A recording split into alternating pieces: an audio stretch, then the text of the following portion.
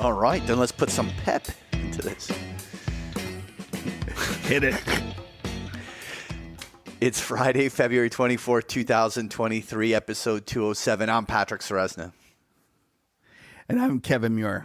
This week, we welcome back Harris Kupperman for a special installment of Cuppy's Corner. He gives us his macro views about what he calls the two-speed economy, but more importantly, he shares with us a new stock that he's added to his portfolio. Then it's time for Talking Charts with Patrick Ceresna. In times when fundamental investors are confused by the recent action, it's often good to have a technician like Patrick read the charts so we can be just as confused technically as we are fundamentally. We then do our new, still nameless segment, and then we end with no stupid questions and skin in the game. And folks, stick around. We might drink some beers along the way. Lena, hop on. What beer am I drinking this week? So this week, Patrick is drinking Ocho Reales Imperial Ale from, I think it's a Mexican beer, right? I was trying to look for, usually beer companies have very witty descriptions about their beer, but I couldn't find There's any. nothing. I could Nothing. read off some ingredients. All right. Well, go for it. Funny or witty to say about this People like your voice, Lena. You could just read ingredients and they would like it. Well, I didn't even bother writing it down. I was like, oh, I can't read this. It's too boring. Well, I'm boring myself. it's So Patrick's going to tell us what this beer tastes like. 6.5% beer, and it's actually rather silky. Like it's a very rich tasting beer. It's not bad. It's an imperial ale. It has great reviews. Like I've seen reviews about it, but it's very matter of fact sort of description. It's I'll tell you what. I'll give you guys a better read on it by the end of the show. So let's do this. Okay. So nothing in this podcast should be viewed as investment advice. Listeners should consult an investment professional before making any decisions regarding topics mentioned in the show. Side effects of too much huddle may include the icon puditis, zero DTE euphoria, or the theta burn denial. All right, let's get Cuppy on. So joining us now is Harris Kupperman. How's it going, Cuppy? I'm doing great. How you guys doing? I got to jump in here, Patrick, before you do anything. I'm very proud of you, buddy. Yeah, I got the name right. We practiced together for hours. Anyway, Cuppy, so I wanted to start the conversation talking about these 0 days till expiration options that are suddenly becoming so commonly used. The volumes are picking up on them huge. There was some article out there about yesterday there was a one block of 26,000 S&P put contracts that went across that was like a 5.2 billion notional, 5 million they put out for. Like these things are starting to get big enough that they could actually move the markets. What's your take on it? Absolutely. I mean, one of these days, someone's going to blow up on these things, and it's probably Citadel. I got this idea in my head that they're just selling strangles and they're just laughing to the bank, kind of like how they, sold 500 vol calls on GameStop, It just feels like the sort of thing that one of these days, everyone's just going to keep leaning one way, and the market makers, maybe it's not Citadel, some other market makers, just going to get blown up. I'm going to jump in here, Cuppy. It's Kev here. I think Ken Griffin might disagree with the fact about the GameStop. Didn't he just buy the biggest penthouse in New York? Yeah, but look, twice in the last 5 years, he's been bailed out by a regulatory system, Remember in GameStop, the regulators basically forced everyone to stop trading these options. Like you weren't allowed to put GameStop orders in through the broker because the regulator backstopped him. And he had the little tamper tantrum in 2018 where he got caught off sides on T-bills or whatever he was trading there with funding costs, and they had to actually cut interest rates to bail him out. So I mean, he's one of those guys that understands you can play really, really big, and the government's kind of there to protect you in a way. And I don't know, it's a funny way to do business when you're too big to fail. And I'm not saying it's him on this selling the strangles, and I don't really know what's going on. I just know that these zero DTE options, I mean, they're so cheap in terms of how much value you can control, especially the last couple of hours when there's no theta, that I mean, these guys are just swinging the market around, 10, 20 handles at a pop, just buying big blocks of these things. It's really quite crazy to watch. And that's become the market. And then, basically you set your range in the opening couple of hours and you kind of close in the middle because everyone's sold strangles. It's a weird market what these things have done. I mean, how do you guys see it? Well, Patrick's the option expert. I'm going to let him jump in here. I was waiting for the former market maker over here to actually have a say in it. Well, you know what? It is always interesting. It all depends on how the strategies are put on. Obviously, not everyone is just throwing money and just buying the gamma. There's others there's a very big business in selling those short-term premiums, and they use all sorts of like hedging strategies to try to grab at that theta that expires so quickly within the intraday period. But ultimately, it just creates, I think, a lot more intraday noise, but ultimately the prevailing trends in the big picture will still come to roost. It's just simply how volatile the journey is on a day in, day out basis. I'll jump in here. Sorry, go ahead. Patrick, do you think these zero TTE, are they increasing the intraday volatility or are they dampening the volatility because guys are effectively selling straddles and they just keep selling straddles?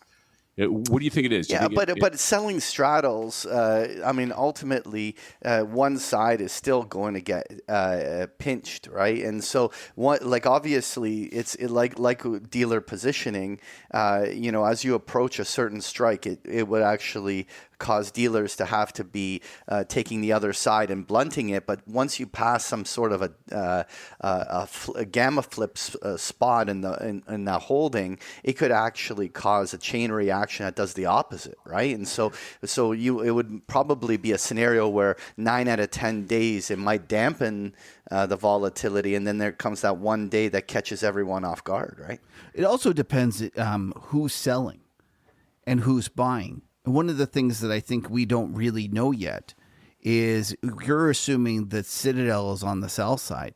What if it's not Citadel? What if it's somebody like a pension fund that has figured out that, we can go and be long, or we can systematically sell volatility on a daily basis because it's overpriced.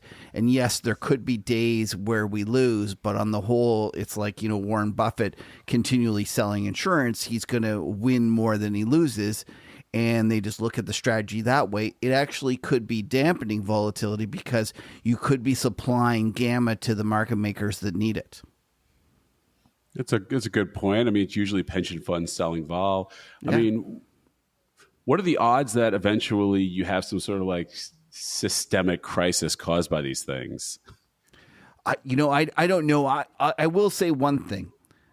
I suspect, given the volumes of this, that it's not just merely pension funds or hedge funds pitching these things around.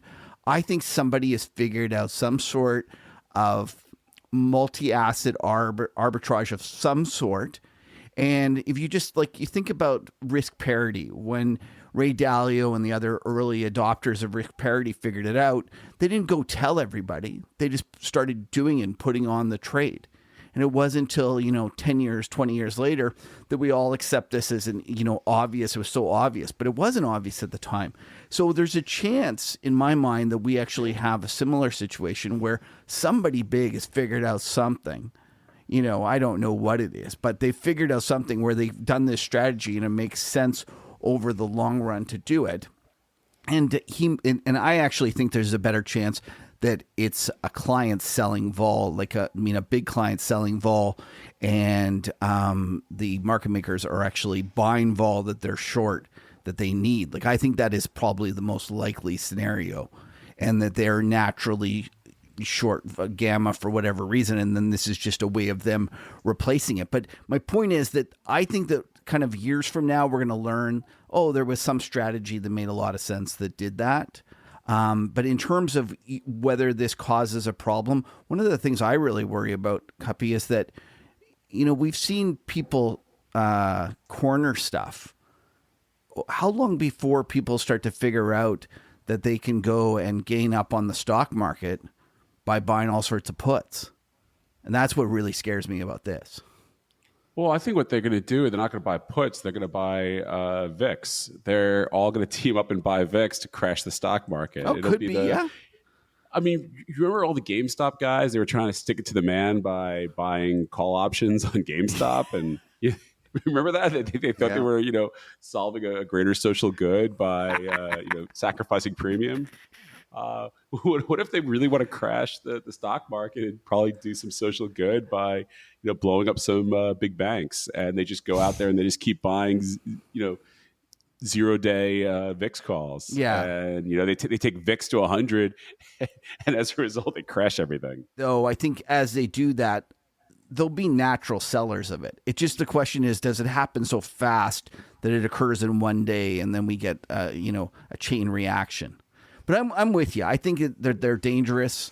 I'm still kind of torn whether they should be allowed or not. I know a lot of people that are more traditionalists are saying this is just pure gambling. What is it needed for? And I go, well, if you take that point of view, why do we need weeklies? Why do we need options in general? So I don't know. Part of me thinks that it's a lot of it is overblown, and everyone's all fussed about it, and the market will figure it out, and it's one of those learning processes. Fascinating. You take a much more benign view than I do. That's always the case. All right, let's get to the. You have something new you want to talk about, and it's a new stock that we haven't spoken about. It is your favorite commodity, so we will be well placed on that. Why don't you tell people your kind of news story that you're going out there on, and let's get into it. Yeah, sure. So, I mean, I've been coming on this show for a while without a new stock pick, and I feel like that's kind of rude. Everyone wants what? Everyone wants a couple jokes, and then they want a stock pick, right? And I've kind of broken with precedent. So let me I guess give a stock pick for the first time in about 6 months. The ticker is Journey Energy. The ticker is JOY. The name of the company is Journey Energy. Sorry, it's a Friday here. Fair disclosure, we own a couple % of the company. So I'm speaking my book here, and I just want to get that all out of the way. I don't want anyone to say Cuppy misled them. But I think maybe I could tell the story of Journey Energy with a story, maybe. When oil went negative back in 2020, myself and a couple friends started looking on these websites where you could buy wells. I don't know if you guys knew this, but you could buy a single well. You could buy, all the way up to a couple $100 million for an oil field. And there's websites where people buy and sell these things on a pretty regular basis. And we got it in our heads that we would start an oil company and buy up low decline assets because these things were trading at obscene prices because oil went negative and a lot of small little wildcatters blew up. And the banks just put these things on the market and we're trying to sell them. And I have a family friend, and she's made an absolute fortune just kind of sitting there with a bunch of cash, and oil cyclical. And in every cycle, the wildcatters blow up. They take on too much debt, and she bought up the assets for pennies in the dollar. And then she sold them, a couple of years later at the top of the cycle. And she did this a few times in her career, and she's just a very wealthy lady today. And it kind of got me on the thinking that I could do the same thing. And we started looking at these assets, and oil is about $30, and a lot of these oil wells are breaking even-ish, but you could buy flowing barrels for just nothing, and they're low decline. And we started talking to geologists because I don't know anything about oil. At least I'm smart enough to know that I don't know anything about oil. But my good friend Josh Young, he introduced me to some guys, some other friends of mine. And I just wanted someone kind of scrappy to go through all the listings and say, hey, Cuppy, these are the good ones. Let's buy this one. And then once you buy it, you got to manage it. And I really don't know how to do that. And so I wanted this person to go manage it for us. And, I said, I'll figure out how to raise money. We'll list it in a shell, whatever. We'll get it public, and we'll raise a bunch of capital, and we'll buy up a bunch of these things. And we started interviewing the proposed CEOs. And it was funny because these guys all had this worldview that you drill for oil. And I remember talking to these guys, and they're all Texans, and they said, but Cuppy, why would you have cash flow? That makes no sense. Like, why aren't you just drilling for buried treasure? That's fun. Managing a well, and you have to go and you have workovers, you have crews, you have employees, you have to, manage, the pipelines. That's all takes work. Like, why don't we just drill for buried treasure? And I'm like, no. We want to, make money. Like that, the goal of this business isn't to find oil; it's to make a lot of money. And they're like, "No, I'm out. I'm out." That's terrible. But this one guy's like, "Well, he's like, I'll do that for like a year, but if you start making money at this, like, we still can't drill for oil." I'm like, "No, we're not drilling for oil. We're just gonna make money. We're gonna pay ourselves a nice big dividend. And we're gonna sell it to some schmuck at the top of the cycle." And these guys are just like, "I don't want to do that. That just sounds boring." And we interviewed about 10 of these guys, and it was all the same story. And at the end of the day, I said, I'm never going to find a CEO who could do this for us, which kind of crazy when all these guys were unemployed because their oil companies had all just blown up. And you got to be, I guess I got just disenchanted with the whole idea. At the same time, I own some Sandridge, which I've talked about on your show a couple of times, and the stock was trading at about $1. We owned a bit of it. They hired a new CEO, and the guy literally told me his only goal is to fire all the geologists, and they're going to make a lot of money. And I said, "What are you going to do when you have money?" He goes, "Well, Carl Icahn's the biggest shareholder. He knows what to do with money. My mission isn't to think about that. I'm just to make money." And the guy did what he said he was going to do. He got rid of a couple hundred employees that were drilling wells. He sold off assets that they were trying to drill.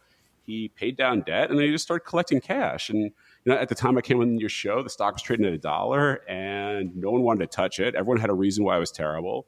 I ended up buying almost 5% of the company at about $1.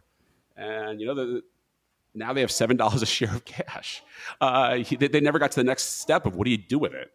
But the stock went from $1 to over 20. It was a great trade. I didn't ride it the whole way, but I found a CEO who had my vision, and so I stopped looking to build my own company. I said, "Okay, I'm done."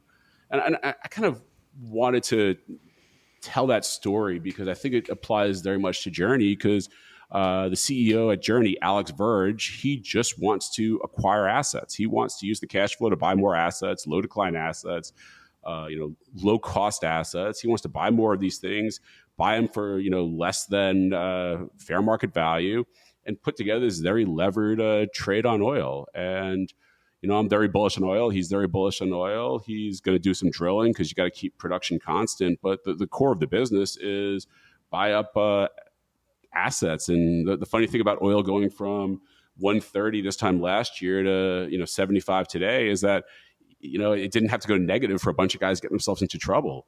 And I think there's going to be great assets to buy all throughout this upcycle on every pullback. And he's going to use his cash flow to pay down debt, buy more assets, and not do anything stupid. And I just like the business model very much. And I finally found someone who's actually executed on my business model. It helps that the stock trades at a huge discount to PDP. They just put the PDP out number today, and that's off around an 80 strip. And I think 80 is the new floor, not the ceiling. So anyway, that's kind of my pitch to you.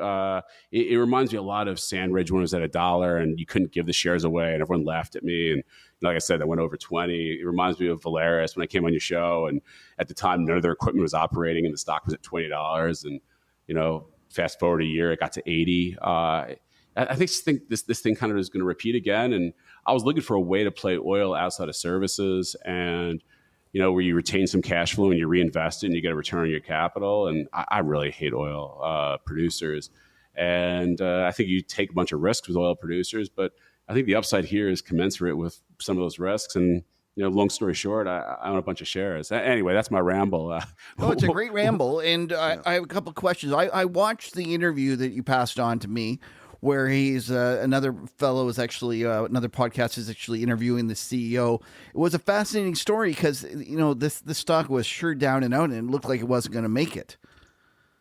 Yeah, I mean, look. Well, to start with, I made sure Kevin was prepped for this. But no, look, Alex Verge is one of those cockroach sort of CEOs. I mean, look, everyone else in his. I say that in like an endearing way, mind you. Look, all the small cap Canadian oil producers and U.S. producers went bust. They either truly went bust, bankrupt, or they massively diluted shareholders at the bottom of the cycle. Alex did a little bit of dilution, but he muddled his way through. He could have handed the keys into the bank. He didn't need the job. He's already done this twice and sold the companies and made fortunes. Yeah, so why don't you say which companies he did that with, just so people get a little sense of his...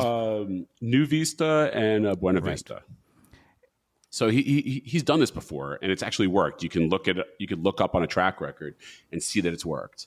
And so he didn't need to fight it out. I mean, he could have just handed the keys in, but he fought it out, and he figured out how to cut costs. He negotiated, or I guess you could say he screwed over his bankers, and he got them to sell the debt at like 50 cents on the dollar and take a haircut where the equity somehow primed the debt, and you don't see that very often. He at the bottom of the cycle bought some really great assets, even though his company at the time was functionally insolvent. He still bought assets. He came out the other side in a much better place than almost anyone else in the industry. And so, against extreme adversity, he created value. I think in an upcycle, he's going to create a whole lot of value. And I was having a look at his holdings, and he's buying stock still. He's a big holder, and he's buying more. Yeah, he spent, I don't want to say, make up a number, but I want to say like $20 million buying shares, when they did the IPO. And, the IPO is a lot higher than today's price. So, no, he's got a bunch of skin in the game, too. I think if anyone wants to really learn about the company, I'd recommend there's a recent podcast with the CEO. And then, my good friend Josh over at Bison, he did a write-up on it. It's on his Substack. I mean, you might as well listen to an expert on energy. I'm kind of a tourist at best. And why do you think the market is not ascribing as much value to this particular stock?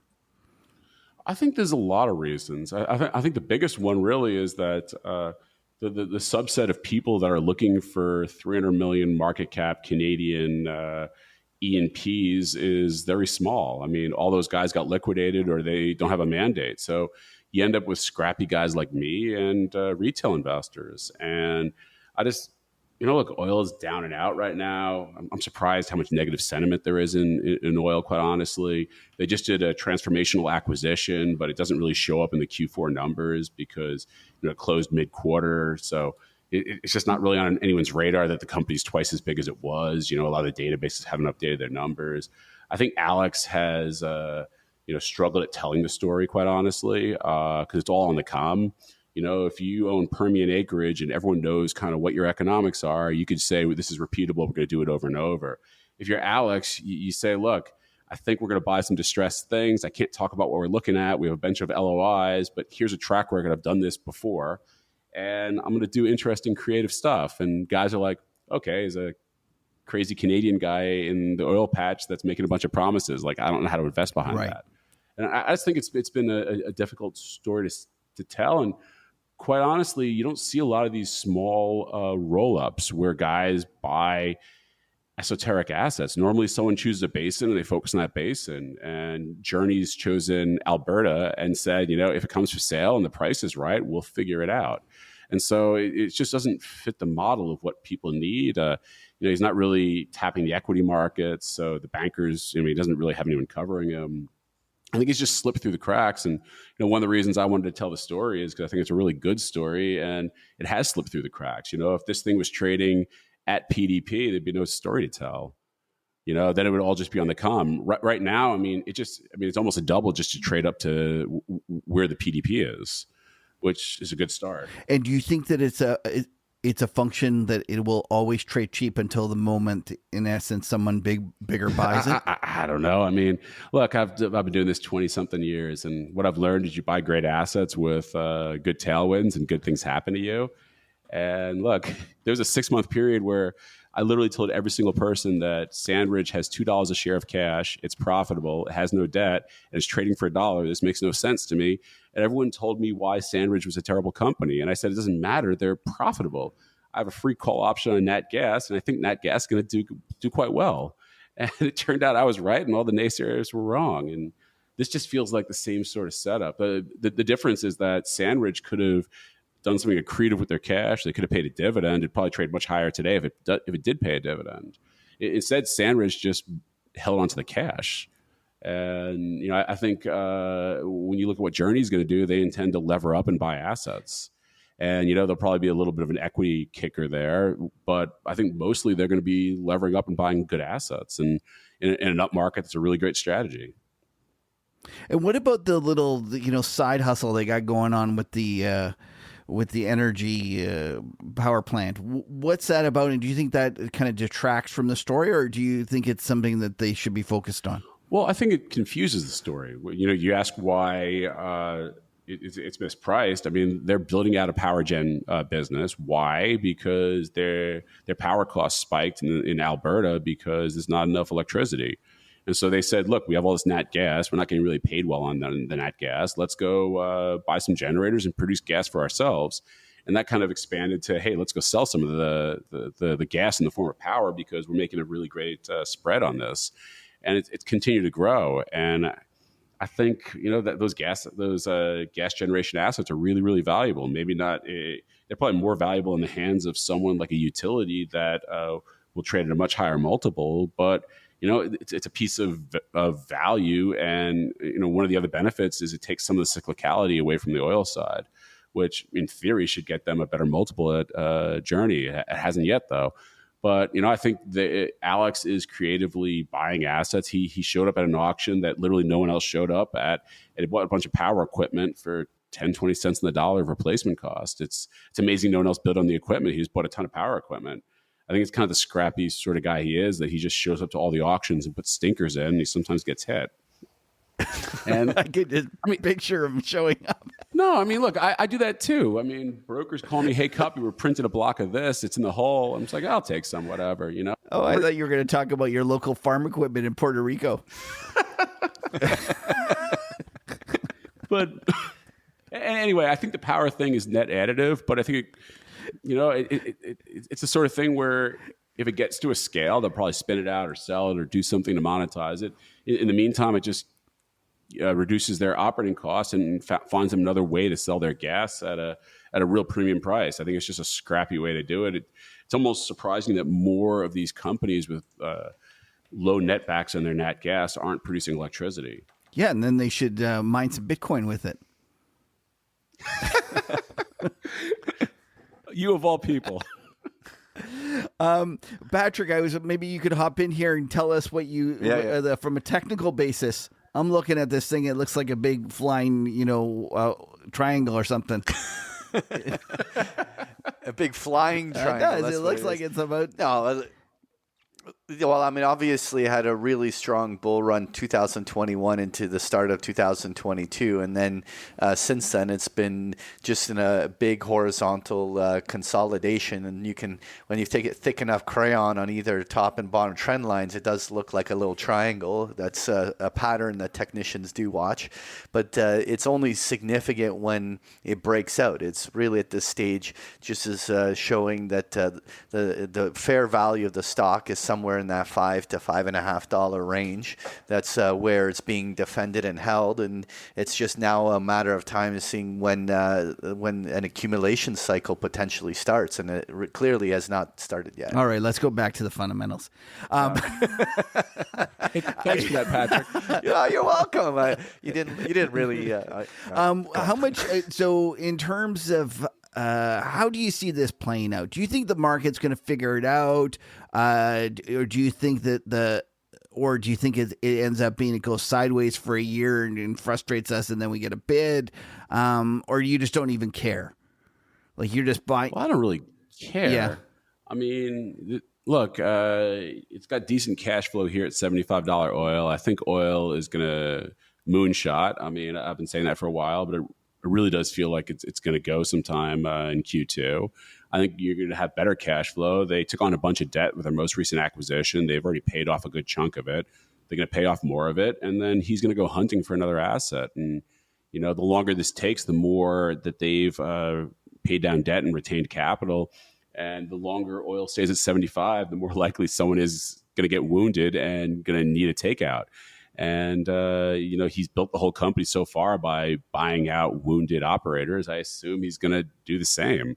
And I think it's going to be some sort of, value-creating deal like the one they just did with Enerplus that doubled the size of the company at the cost of, I want to say, 10% dilution to the equity. Like, I just think they're going to keep finding really creative stuff to do. And, I think the next deal wakes up the market and guys say, wow, this is repeatable. All right. And so we talked about all the upside. What about the downside? Apart from the commodity risk, which we can all figure out, Well, actually, let's go with the commodity risk. What happens? Oil goes to $60. Where does this stock go? I think it probably goes lower, but Does it go to 4, 3? Like, how much leverage are we talking there? I don't know. I mean, No, but just these take your little best small guess. cap stocks trade on emotion. Look, if you try to sell 1 million shares, you're going to drop this thing to $1. It just it trades where it's going to trade.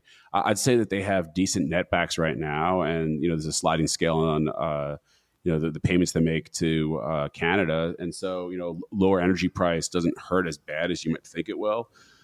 They've got their debt in order. Every day it's oil stays at 75, they pay down more debt. It's reduced the risk materially. I'd say and these are low decline assets too, so you're not worried about the oil production really collapsing like with something in shale. I'd say the way bigger risk is just that the guy running your country is kind of a lunatic, and I say this as a country that's frequently run by lunatics here in America. So you think that the political taxing of energy assets is the biggest, that's your biggest worry on this position? Patrick, what did I text you? I said that I think you take Africa scale political risk in Canada. Cuppy knows enough not to send me that. He sends it to Patrick. Yeah, because it must be your little far right wing group that you guys have that I'm not a part of. No, I think the real risk is that it's the risk that almost all of these E&Ps face. If the UK could have excess profits taxes, then and everyone kind of considers them a real country. It's not like some crazy place in LATAM or Africa. So if the UK can do it, anyone can do it. So you have excess profits tax, you have carbon tax, you have all sorts of political risk. I mean, Alberta is its own right-wing breakaway republic, so you kind of have that going for you. But Trudeau could just wake up in a bad mood one day, and your asset gets zeroed. And I think that's really the risk here. And it's the reason I've stayed away from E&Ps in general. I've really focused on the equipment, but I think there's a lot of torque here if this does work. All right. I will take the other side of that. Although, I understand there's a chance that he taxes. I suspect the tax will be way less than everyone expects. Because if it is as high as you guys go on, Alberta will leave Canada. we will have a separatist movement if that occurs.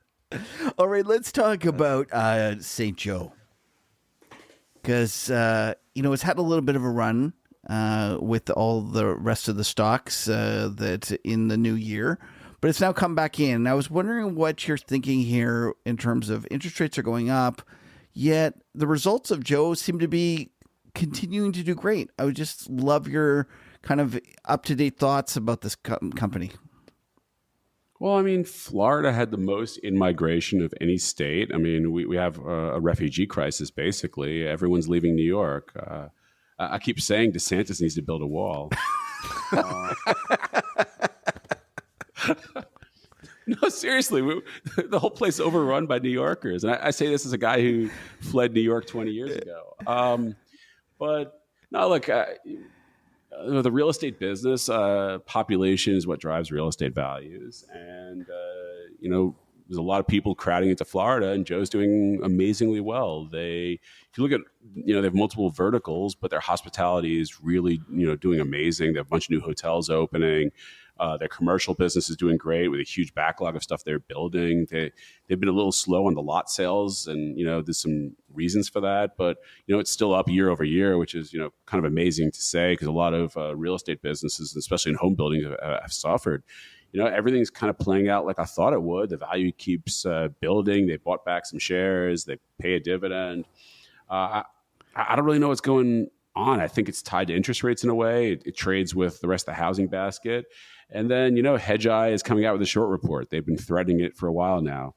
And so I'm excited to see what they have to say, but I think they're just going to say it's swampland. And then, everyone's going to shrug their shoulders. But no, I think the business is doing quite great. It's, my second largest position, and it's been a bunch of ballast in my portfolio for 3 years now. But, it hasn't changed my mind because it's creating a lot of value for me in terms of, the value building up in the company. And, just like what we said with Journey, one day someone wakes up and, you get your value realized.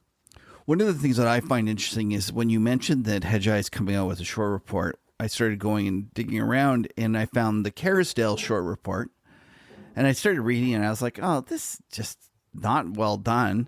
And then you said, oh, there's an update. If you look at the holdings on the Bloomberg about Kerrisdale's opinion about St. Joe, they're showing up on the long side. Yeah, I guess they've refreshed some of their numbers. It's kind of shocking that you go from writing a short report to actually having to file because you're long. Look, I know Sam. He's a smart guy, and when the facts change, he apparently adjusted. Oh, good for him. Yeah, it's good for him. I think he's going to make a lot of money on the long side. Do you know? So I actually thought that the Hedgeye report was already out. You just hear rumors that they're coming out with a short report, or it's for paying customers only. I don't think it's out yet. I mean, I assume if it was out, I'd have like 15,000 people on Twitter forwarding it to me. All right. So in terms of the real estate in general, do you have any thoughts? At one point, you were really kind of a big bull in terms of the builder source and things like that. But I must admit that, you talk about the Kerrisdale guy changing his opinion. Have you changed your opinion on a lot of those stocks just because the interest rates just keep rising and it ends up being difficult for this industry to do well? Yeah, I mean, look, I'm still bullish on these longer term. I sold out. I had an okay gain. As soon as I sold, they went flying, which is depressing and annoying because they were really, really cheap. And I think the long-term macro tailwind's great. But, residential real estate doesn't really work with mortgages in the sevens. And, we're kissing up on 7 again on the 30-year.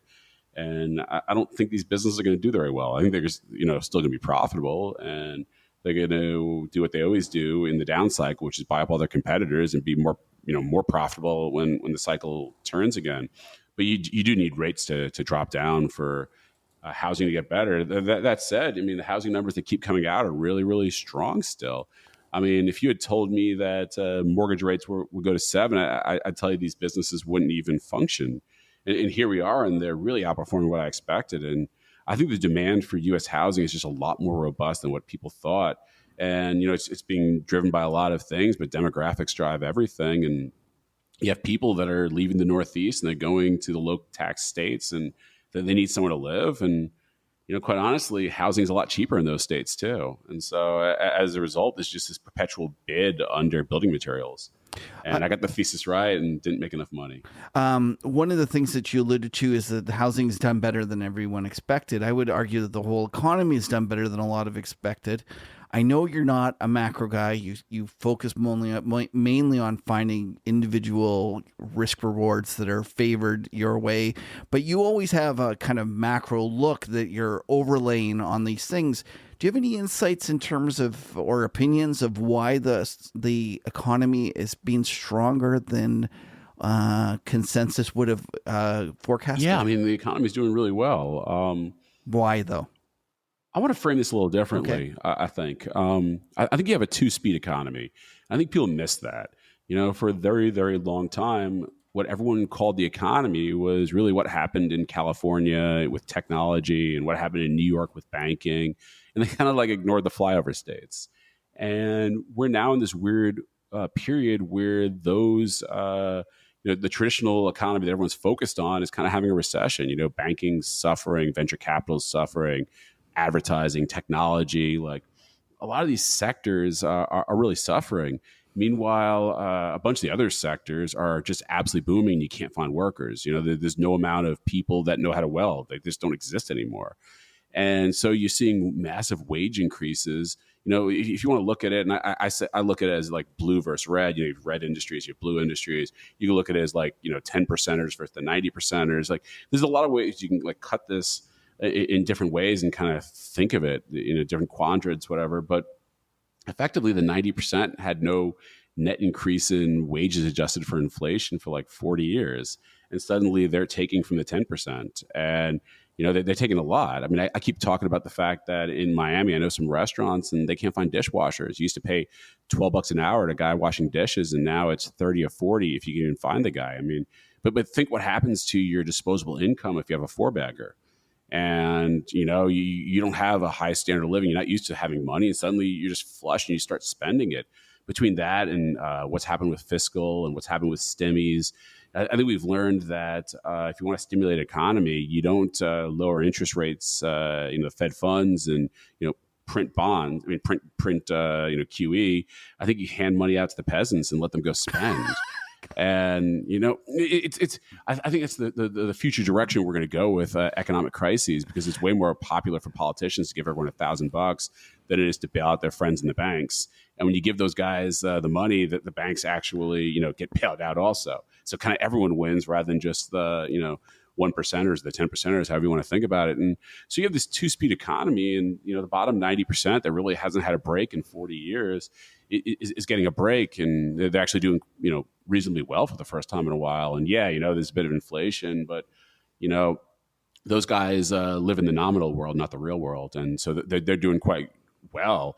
And I think that's what the Federal Reserve is really struggling with. They're raising interest rates, and that blows up private equity and VC, and it hurts commercial real estate. It hurts all their buddies, but it doesn't stop what's happening with wages and what's happening with consumption, because the vast majority of the other 90%, they have a 30-year mortgage. Like, they have no other costs that float with interest rates. This isn't like commercial real estate where you have floating debt or you have to roll your your paper every 3 to 5 years. These guys, like, so what? They pay 19% on their credit cards. Like, what's another 200 bips? Like, it doesn't matter to their spending power if their wages just went up 20 to 100%. And I just think that's why the economy is so damn strong right now. But it's a bifurcated economy, and I think your GDP data and your CPI data, I think a lot of these data sets don't pick up what's happening, because you have one piece of the economy that's suffering and one that's booming. And the data sets are very much tilted towards the piece that's kind of suffering and not towards the piece that's like booming out of control. And you see this on a state by, different states have, different outcomes. And it's just a weird bifurcated market rather than a national economy for the first time in my investing career. I think that's created a lot of opportunity, but a lot of confusion for people. Well, Cubby, that was going to be my next question. How do you take advantage of this new two-speed economy, or how do you change your portfolio? Well, I think you're just going to see elevated inflation for a very, very long period of time. I mean, if you give the 90% more spending power, they're just going to spend it. And I think you're going to see demand for everything up. And we have this weird moment where you're seeing goods pricing basically stop going up. It's not really going down. It's kind of flatlined. And everyone's spending at restaurants and bars. They're just spending because they just have this ability to spend, and you haven't seen a lot of capacity get added in a lot of sectors, and especially when it comes to people who are either able to work or willing to work. I mean, there's huge bottlenecks there, which is just pushing wages, which is just pushing spending power. I mean, if you look at the deficits from a fiscal side that the governments are running, I mean, they're massively stimulative till. And I think you're going to see this weird problem where Powell says we're going to defeat inflation by raising rates, and you're going to see, the Congress and Senate where there's no willpower on either side, either party, to say no to a handout program of any type, and they're going to keep spending. And it's kind of like a Red Bull and vodka sort of economy. And well, I mean, Red Bull and vodka, that's the drink you have at like 3 a.m. where you're not really sure if you want to go home or you want to stay out till 6. And it just basically gives you a heart attack, because your heart just like, what are we doing? We're doing caffeine? Like, well, it's not even, it's like taurine or something. And we're going to do this with like, some cheap vodka? Like, what's going on? And I think that's what's happening to the economy. Jay Powell is saying we're going to defeat inflation. We're going to take rates higher. We're going to take the terminal rate higher. We're going to leave it higher for longer. And so you have the whole financial system that's like freezing up, not freezing up, but it's suffering, and it's going to suffer longer, the longer it stays up there. And then you have, the fiscal side, which is just spraying money at everyone. And I think it's going to lead to an economy with a lot higher levels of inflation than people are used to. And, you're going to see periods of time where the rate of change of inflation slows, like right now. And then it accelerates again, and it slows and it accelerates. And everyone thinks inflation's under control, and it just accelerates again. I think it's going to be a start-stop sort of economy. And given where multiples are on the S&P, for instance, if the terminal rate is 7, the S&P doesn't trade at 20 times. It trades down to high double digits, 10, 12, maybe even single digits. And I don't think people are ready for that yet. And I don't think I just don't think people are kind of comprehending what's about to happen, because I don't think Powell is just going to quit. He might do 25s instead of 50, but I think he intends to conquer inflation. And I think inflation's about to reaccelerate. And yeah, it's going to be a really weird world. And for me, I'm just keeping my exposure super low and trying to find my spots and just trying not to get myself into any trouble, quite honestly. I mean, what are you guys doing? Well, listen, I have a whole bunch of questions. I opened up my Substack chat and I said, I'm interviewing Cuppy. Does anyone have any questions that they've always wanted to ask? And so I'm going to start pestering you with them, and we'll just kind of go through them, and I'm going to interject my own questions as well. Sure. So we're going to start with Nate. He goes, I would love to hear more color on how he takes profit. I'm terrible at taking profit. Look, if you bought every one of my winners the day I sold it, and you held just 6 months longer, you'd have the best performing track record in the history of finance. Okay, well, that's the answer. We don't need to know anymore. Fred says, how does he choose between producers and the underlying commodity, and or what percentage of each? And what drives the percent allocation between flat price and options? What is he saying there? I don't understand. And then he says, does he follow quantitative method for allocation, Max, to a given sector theme, and does he rebalance periodically? So I'm going to say no to anything quantitative. I barely know how to use Excel. That's definitely not me. I'm more of a, let's go buy, 10,000 shares, and then I kind of leave, take a walk. And if I want to have 10,000 more, we'll just keep doing that process till one day I'm kind of like, I'm full, And no, I wish there was something more analytical to this. It's just kind of like we'll add, 25 bips and take a breath and add 25 bips. And one day I'm like, it feels right. This is what I want. But in terms of producers, I only have one. That's Journey. We spoke about it. I haven't had a producer since I sold my Sandridge over a year ago.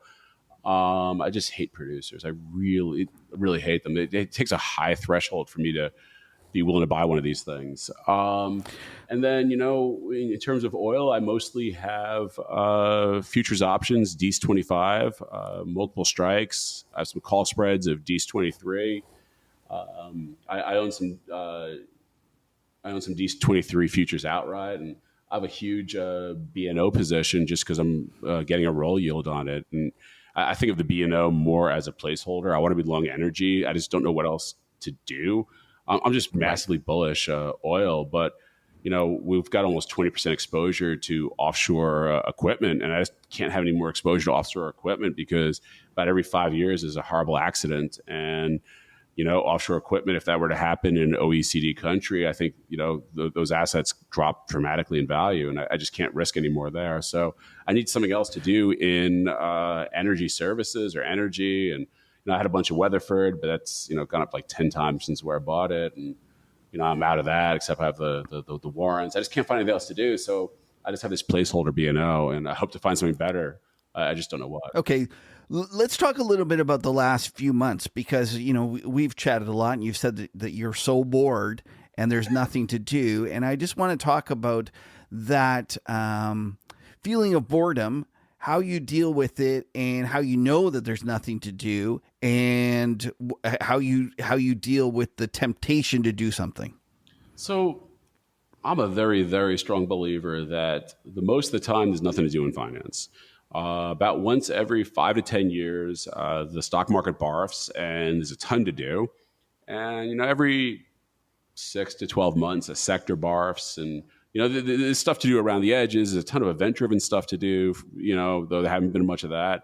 But unless it's really obvious, you just do nothing. And there's nothing that really strikes me as obvious. We're up off the lows. So, if I missed it then, I'm not chasing. And I think there's a lot of macro headwinds. We talk about the two-speed economy. I just don't know what the Federal Reserve is going to do. And if they overreact, I can see a lot of things, even the stuff I really like, getting smashed. And so there's just nothing to do. And I've done this long enough to know that you can get yourself into a lot of trouble if you force it. And I think one of the crazy things about our industry is that so many people in finance feel like they have to be fully invested because guys are paying them fees, and they feel almost guilty that they're not doing something. And in reality, guys like Buffett got to be so wealthy because he sat in his ass and did nothing for a decade. And he commits money about once a decade when everyone else is struggling. And the rest of the time, he just builds up capital again. And that's how I get to be so rich. But if you went out and built a hedge fund that had that strategy, you'd never raise any capital, even though everyone knows that that strategy works. And so I'm trying to emulate that. But, I got my uranium, I got my oil, I really got nothing else on besides Joe. And as a result, I look through companies, I read press releases, but I try to keep myself mentally occupied without pressing the buy or sell button. And so I'm doing a lot of vacationing. I'm in the process of buying myself a farm. Just anything to keep my brain occupied, so I'm not out there buying stocks. I have an aside for you. I have an aside for you that my father was a research director for a Canadian firm, and he had an analyst that eventually went on to be a portfolio manager, and he was one of the best ranked portfolio managers in Canada, and he was an American portfolio manager, and he would go to 90% or even 95% cash, and management would just lose their shit, and he'd be like, you can't do this. He goes, but stocks are going down. And sure enough, he'd be right, and stocks would go down, and then they would fire him. And they're like, but you can't be not invested, because why would I want to be invested in when stocks are going down? Yeah. And it's not kind in of the mandate, right? It's yeah. Well, no, I think he had the mandate to do it, but it was just very difficult for people to accept that you were paying somebody to know when to buy. Yeah. Right. Like that was the problem. Right. And I remember another time I was sitting there and I was talking to a couple of really smart hedge fund guys, and they were talking about a fellow that had a whole bunch of different names, and there was one name he loved so much he wanted to spit it out and do like an SPV, special purpose vehicle, and it was going to be just that. And I said, but why would you give him? Like, why would you pay him to own this stock for you? And they said, well, because I need to know when to sell. Like, if he's smart, like, and they understood and accepted that was worth way more than just knowing the name. And I thought that was really interesting, and it was very wise of them. All right, let's keep going. Jonathan has a question about the uranium participation units. And one of his problems that he's struggling with is the idea of like, what's the end game for this? Meaning, like, how does this thing not just trade eventually at a perpetual discount because it's a closed-end fund with no way to arbitrage it? And I was just wondering what your views are about how you see the uranium participation unit playing out. Does it eventually get sold, or does it not even matter because it'll be close enough to par that you don't care? And then also, while you're there talking about uranium, let's talk a little bit about the fact that it's impossible to time when a story is going to break out, and when it does, everyone knows it's about to break out, and then it ends up being a lot of folks are just chasing it. And you had specifically a comment you had about being on a panel a couple months ago about where everyone was bullish, and it wasn't till the price action started taking off that everyone started scrambling for it. Yeah, let's talk about that first. So I was on a panel. There's a couple of real smart guys in this panel, and they're like, "Hey, Cuppy, we've been hearing about this uranium story for a decade. It's kind of gone nowhere." Why now? Like, we know the story, but why now? And I kind of like thought about it for a bit. I mean, for a decade, until 2018, there was a surplus, so it wasn't going to go up. And yeah, there's a bunch of people on Twitter that keep saying uranium's the best thing, 10 years ago, but it was just wrong. So they're getting the wrong information. And then, so they're already kind of like basing themselves on the wrong information. Why now? I don't know why now. I mean, why can't it have been last year? Why can't it be next year? I don't really know when. I think what's interesting is that people all know the story. They know that there's a shortage. They all know that when the price starts going, it's going to just keep going. They all can look at a chart, and it's been kind of stuck between about 55 and 45 for the last year and a half. And They'll take out Patrick's crayons and say over 55 I'm long. And I think if it goes above 55, it starts going fast because so many people say, aha, I want to get long now. It's working, Whereas, if it's sitting there at 45, they should be buying it. It's the lower end of the band. They won't be. They'll probably be selling it.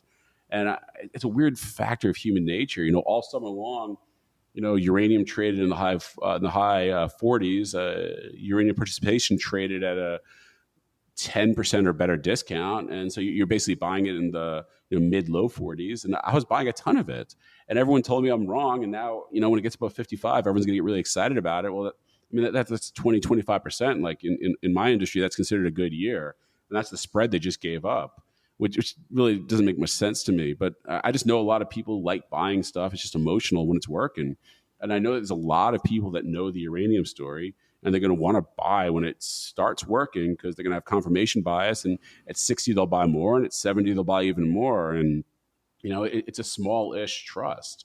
This 60 million pounds or something. And, uranium trades at $50. You're talking about a $3 billion entity that a lot of guys are going to pile into. It's kind of like this kindling that you kind of know is there, and it keeps building as more people hear the story. And it was just weird sitting on this panel of a bunch of smart people. And I look at them and I'm like, every one of you guys is going to buy a couple $1 million of SPUT when it gets to 55. And, I didn't even have to ask them. I just knew they were going to do it. Meanwhile, they're kind of like laughing at me that I'm long from, lower. It was just weirdish emotional thing. But that's what creates breakouts. And that's why breakouts are explosive. And that's why historically, if you buy a breakout and you have some good risk discipline, you're going to make a lot of money. And you could do that buying, cryptocurrencies. You could do that buying any asset class, because once it starts going, it just keeps going. It doesn't have to have a reason to it in a way. In terms of SPUT, there'll be times it trades at a premium, times it trades at a discount. Sprott has a couple other entities like this.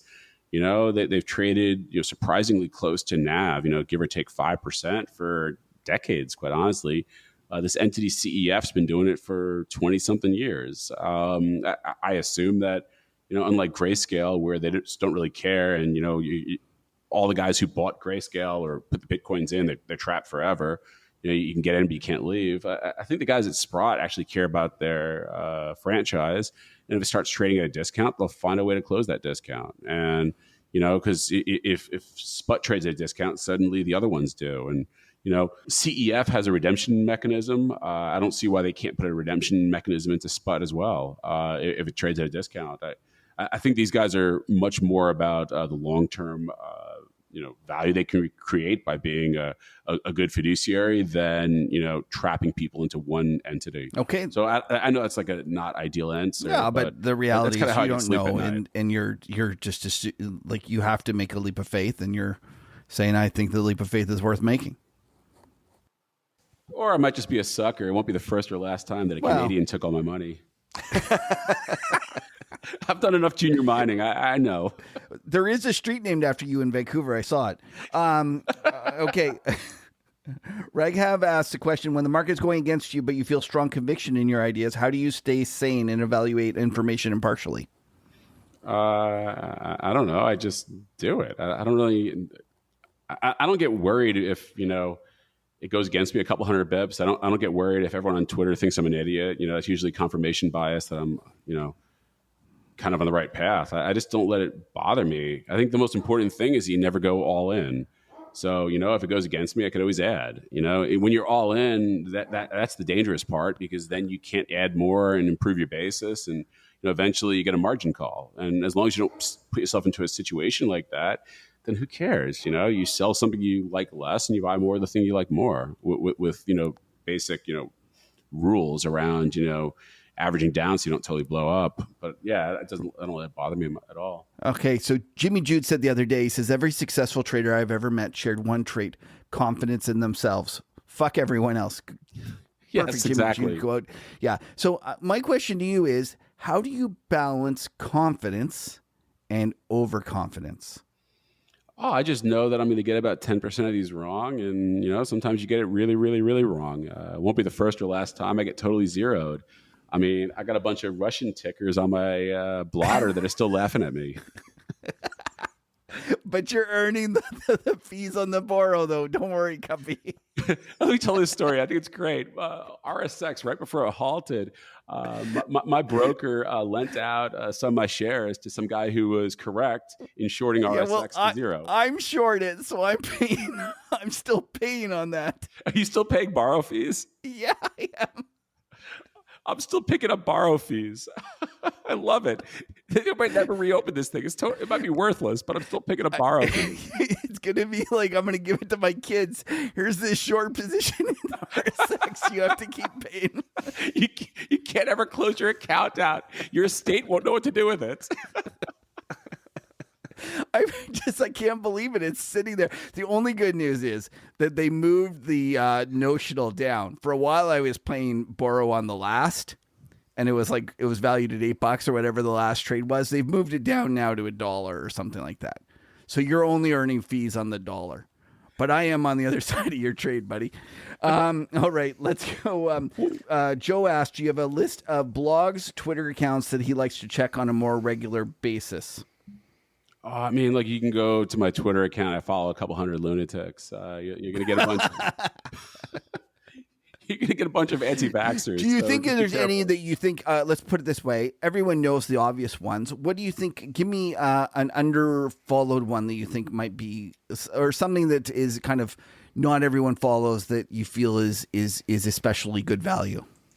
Oh, I can't think of someone offhand. Well, you know what? Let's do this one. Let's give our buddy Paulo Marco. What is it? Oh, Paulo. Yeah, he's great. He's great. Yeah. What is his handle? Let's give him a shout out. Yeah. Paulo Macro. Is that what it is? Yeah, I mean, right.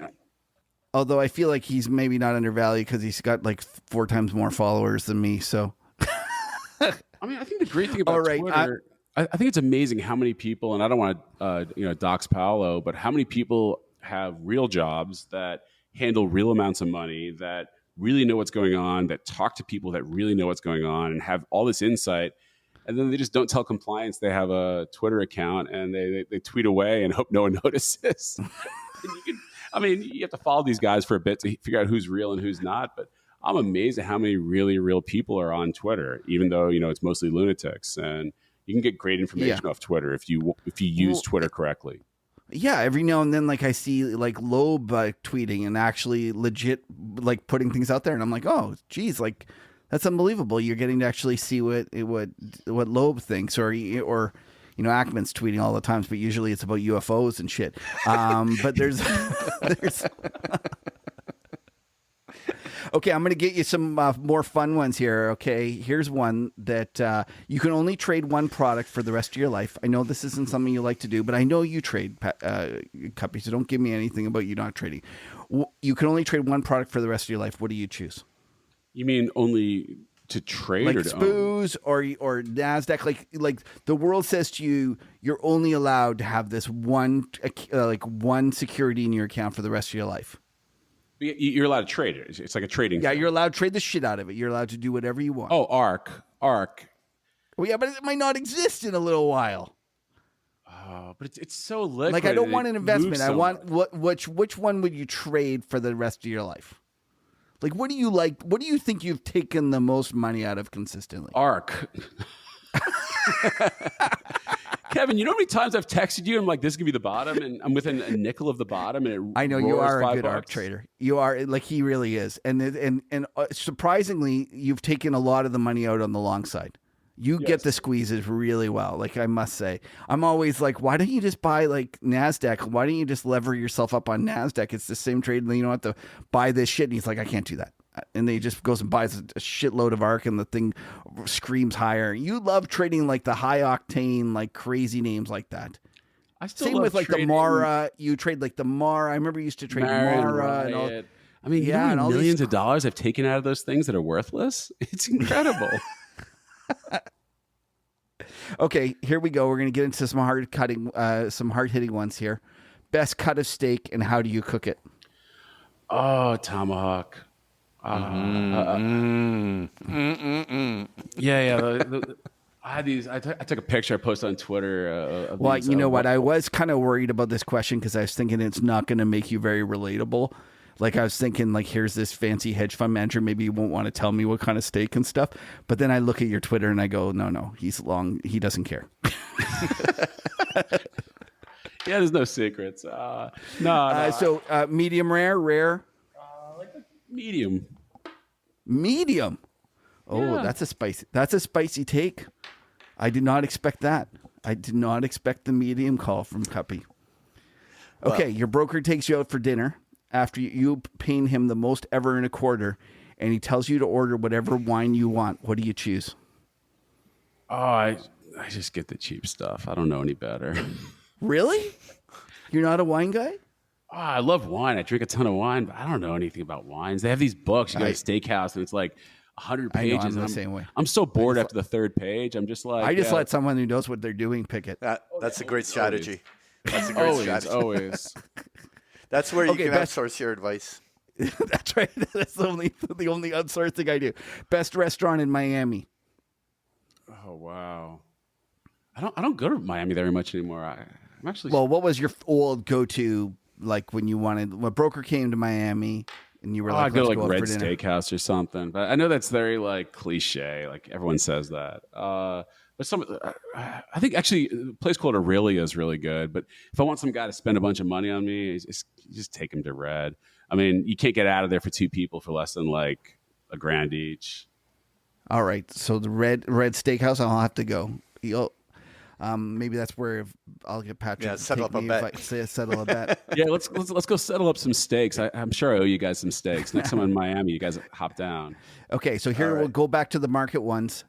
Best performing G10 stock market over the next 5 years. And do you want to know what the G10 is?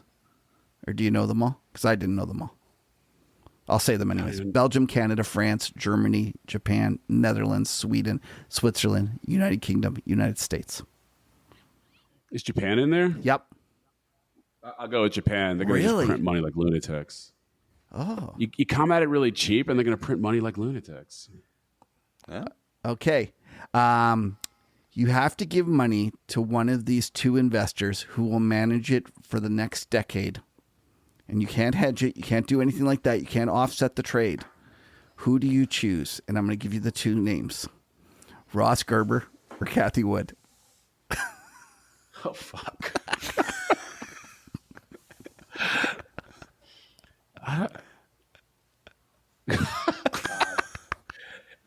Is Ross Gerber still going activist on Twitter? Yeah. I mean, on Tesla because Elon Musk tweets too much or something? Yeah. I give it to Ross. Give it to Ross. Why? Because I mean, he's actually not blown up. I feel like he mostly just buys Apple. He tweets dumb stuff all day for attention. But in the end, he just buys like Apple and Google. Whereas Kathy just buys fraud. there you go. Okay. Back in March of 2020, when we went into the COVID shutdown, many people had dire views of how our economy and markets would perform. Looking back now, almost 3 years later, what has been the biggest surprise to you? What do you find shocking today that you would have never guessed back then? And no, I'm gonna I don't offend need your everyone. your crazy vax things. Like, tell me about the markets. No, I mean, I think just how stupid everyone is. I mean, we went through a 3-year period of time where the vast majority of people just put on their stupid hat. And when, data in front of their eyes told them that, they were seeing the world wrong, they just kind of like recoiled and say, nope, I'm seeing it correctly. And that could be, related to vaccines or masks or, all that nonsense. Monkey pics. Or yeah, or monkey JPEGs. Yes, exactly. I think those masks really cut off the air supply to the brain because suddenly people are buying monkey JPEGs. Like the whole world just went stupid for like 3 years, and slowly, one by one, people are being like, "Yeah, that was kind of dumb. We shouldn't have done that." And when it comes to equities, everyone just bought the most ridiculous nonsense equities, and the world just. The world went stupid. Even ESG. I mean, ESG was like this really niche thing in 2019, and maybe some of the cool kids like BlackRock were doing it, but like it wasn't really like this main thing. And suddenly ESG is just like in your face now. And I show up to the market. I just want to make money. I don't really care how I make money as long as I don't break any laws. And there's a large number of portfolio managers that literally do not want to make money. It's like I'm playing chess and they're playing backgammon. And it's easy to make money because their goal is not to make money. Their goal is to have a special ESG score that they concoct. And it's just so weird that some of these things became prevalent because when some things in your life are stupid, the bar for stupidity moves, and then you're suddenly like, no, I don't need my retirement money to be around in the future. Let's just do ESG with it, because we're already doing stupid stuff on this side in my personal life, and I don't know. I think that's the answer. Like, I assumed most humans were rational, and what I've learned is that most humans are complete fucking morons. Okay, I'm going to quote you here. I live by two core investing rules: invest in situations where next year's results will improve dramatically, or invest in situations where the underlying asset is so amazingly bombed out that it really cannot get worse. What percentage of your profits throughout your life can be divided into those two different categories? And while you're there, actually, include tradings. Let's put a third category in that. Let's put those two and then trading, meaning like you're at the edges, like when you go and you buy Riot for 2 days. No, the trading stuff's not usually a big piece of it. That's just to keep my, your sanity in check. Your sanity check. Yeah. I mean, so does that mean like not a big piece, like enough. 5% or something of your profits? In terms of P&L? Yeah. No, it's more than that. It's maybe 20%. Okay, so 20%. So now we're down to 80. So out of those 80, how much of it is bombed out stuff that just can't go down anymore, and how much of it is stuff that's getting better? I'd say the problem is that the Venn diagram has a lot of overlap. I mean, we talked about SandRidge earlier, so let's talk about SandRidge. It was completely bombed out. It was trading a tiny fraction of the PDP value based on a strip price that's below the industry's cost of production. So like from like a bombed out standpoint, it was really bombed out. The stock was down from, I mean, Icon tried to sell the company. He got a bid at $13, and at the same strip price, the stock was trading at $1. So it's like completely bombed out from a fundamental standpoint. But from a, hey, things are, getting better. I mean, you can look at your screens, Nat Gas, NGLs, they're all getting better. And so, you have this weird Venn diagram, and I usually try to find situations where the two align. Okay, fair enough. But wouldn't you not agree that the SandRidge was more of a bombed out, it really can't go much lower? Like, you weren't buying it because you weren't buying an asset that was reasonably priced, but you were expecting next year's earnings to be better. You were buying an asset that was dirt cheap. And by the way, I also think next year's earnings will go better. But if they're not, it's really just dirt cheap. Well, I didn't really press the accelerate on the buy button until I spoke with the CEO, and he said, we're going to fire everyone and hoard cash. And then he actually did it instead of drilling holes. And so it started getting better because, the money stayed in the company instead of going back into the ground.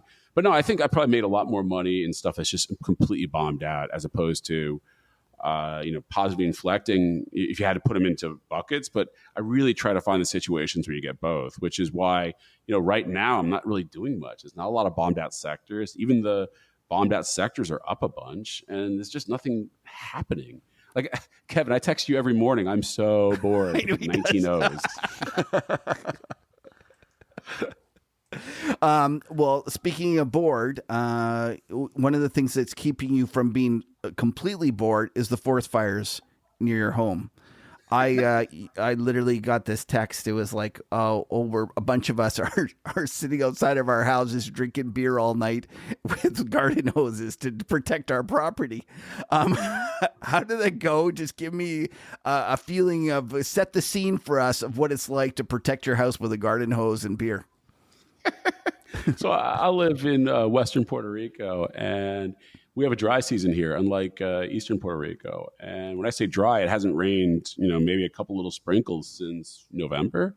And so all the trees lose their leaves, the grass gets, brown, and you start getting these forest fires. And they just kind of, some of them are a couple acres, some of them are in the hundreds of acres. And, I'm a city boy. I don't know anything about this. And, last year there weren't any forest fires because it rained. This year, there's forest fires everywhere. And I'm kind of spooked. I don't know anything. But, one thing our house is not lacking is hoses. And so I just attached them all.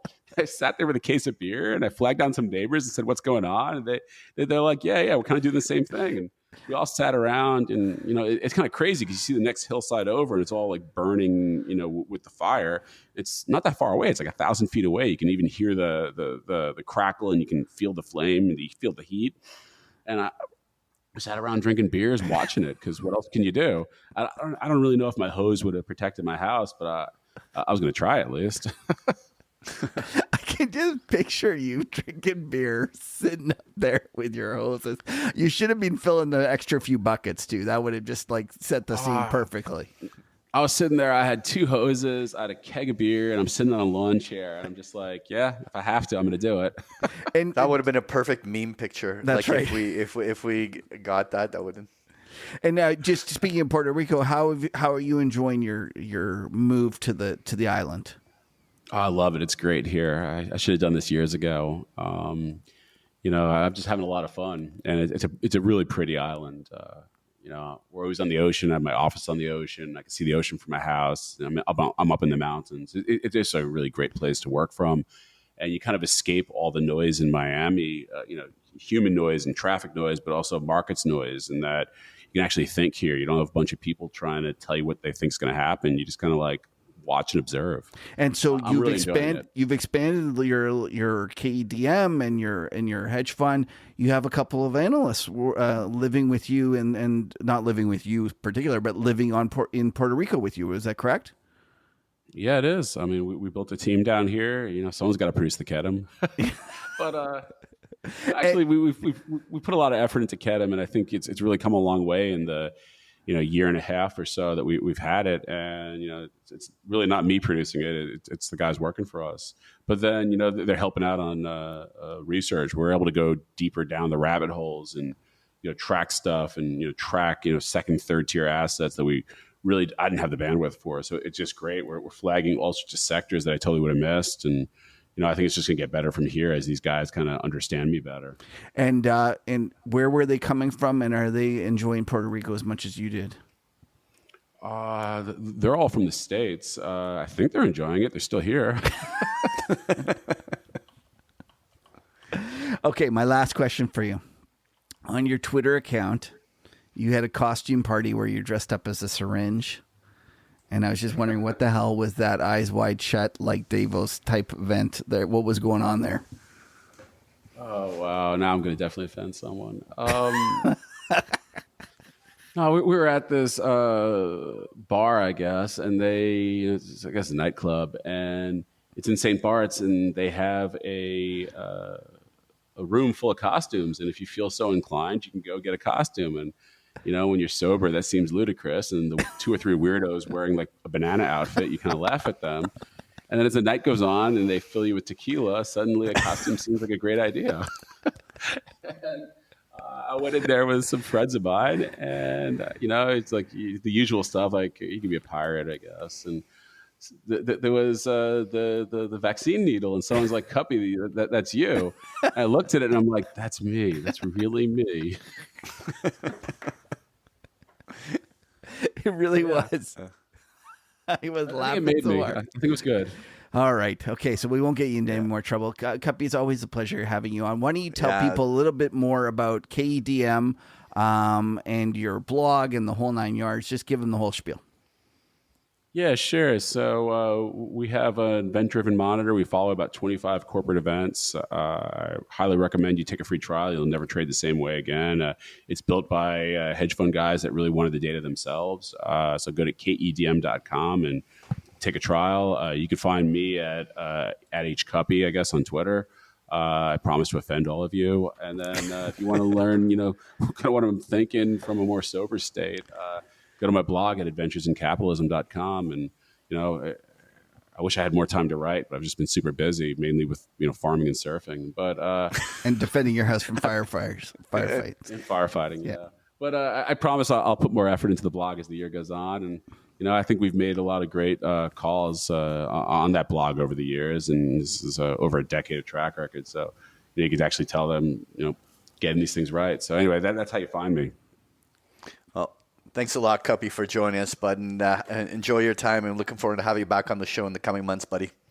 Hey, thanks. Thanks for having me on. And one of these days, very, very soon, I got to have you guys down to Puerto Rico. We got to do the show in person. That's correct. We got to have the Market Huddle Puerto Rico meetup at Cuppy's. Done. We'll do a sleepover at my house. Woo. Sounds good. Thanks. All right. Again, Have a Cuppy. good one. All right. Talk soon, guys.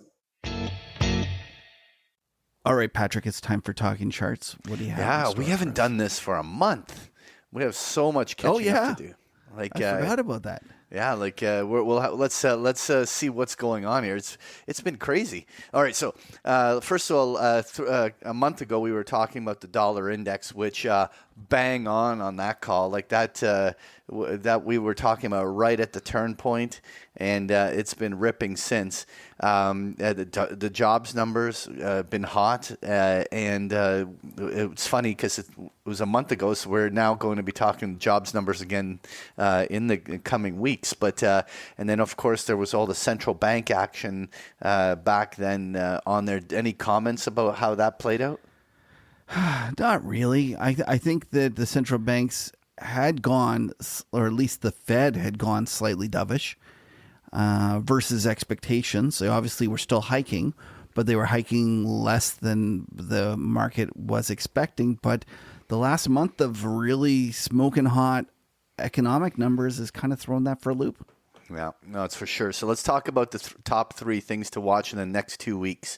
In the next couple of weeks, we're going to get that Japanese monetary policy statement. And what's interesting for me is that obviously we had some huge volatility in the Japanese yen over the last 3-4 months, and really a short-term low on that U.S. dollar. Yen has really shaped up, and that's been sort of the leadership in terms of where the U.S. dollar's been gaining some short-term traction. Is there anything you're watching for in that statement? No, obviously everyone's just waiting for them to finally give up on yield curve control. I don't think anyone's expecting it this time, but it needs to be done. And it's almost even though everyone knows it's coming, it's going to be such a large event that I think it's going to cause some market volatility when it finally occurs. So timing will be important, and you just got to keep your eyes peeled for it because it is coming. Yeah. So number 2, next week we have the ISM numbers, both manufacturing and services in the U.S. Obviously, manufacturing numbers have been coming in under 50 already, showing some sort of contraction. But services, which is the much bigger one in the U.S., has remained at more elevated levels, up around 55. And I think a lot of eyes are going to be there as to whether these numbers weaken or not. Is there anything that you're watching there? Well, it'll be interesting as well about Cuppy's 2-speed economy to see if the services keep hot and is that the kind of Main Street stuff that he's talking about, or is the manufacturing also going to come? And then the real question, though, Patrick, is if we do get another smoking hot economic number, does this put the pressure on Powell to go and finally put 50 back on the table? I don't think he will. But I think the market will start to increasingly price it in. And it'll be interesting to watch that dynamic as he might be forced to push back against the market that wants to push for 50. Well, you know what? Okay, so obviously that's something to watch. But for me, I think the one part that it really is slowly solidifying is that there really is no pivot imminent.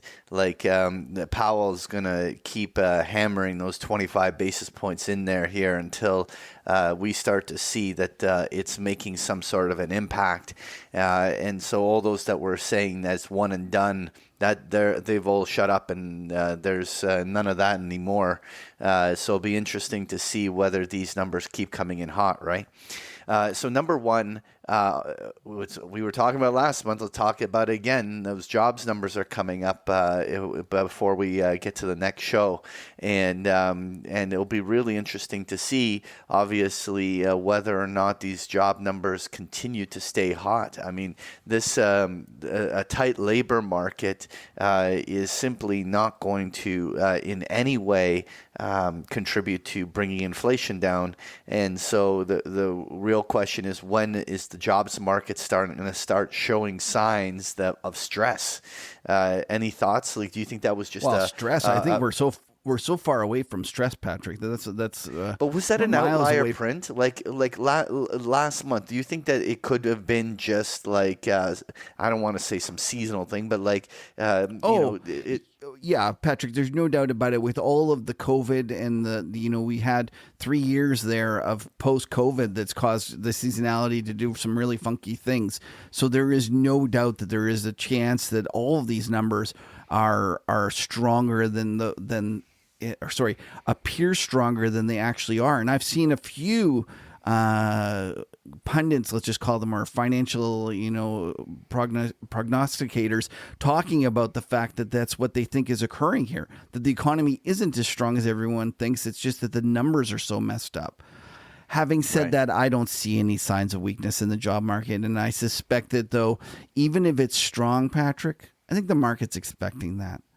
So I don't think it's going to be any surprise. It's more, inflation matters more than employment, because I don't think the market is expecting employment to show any change.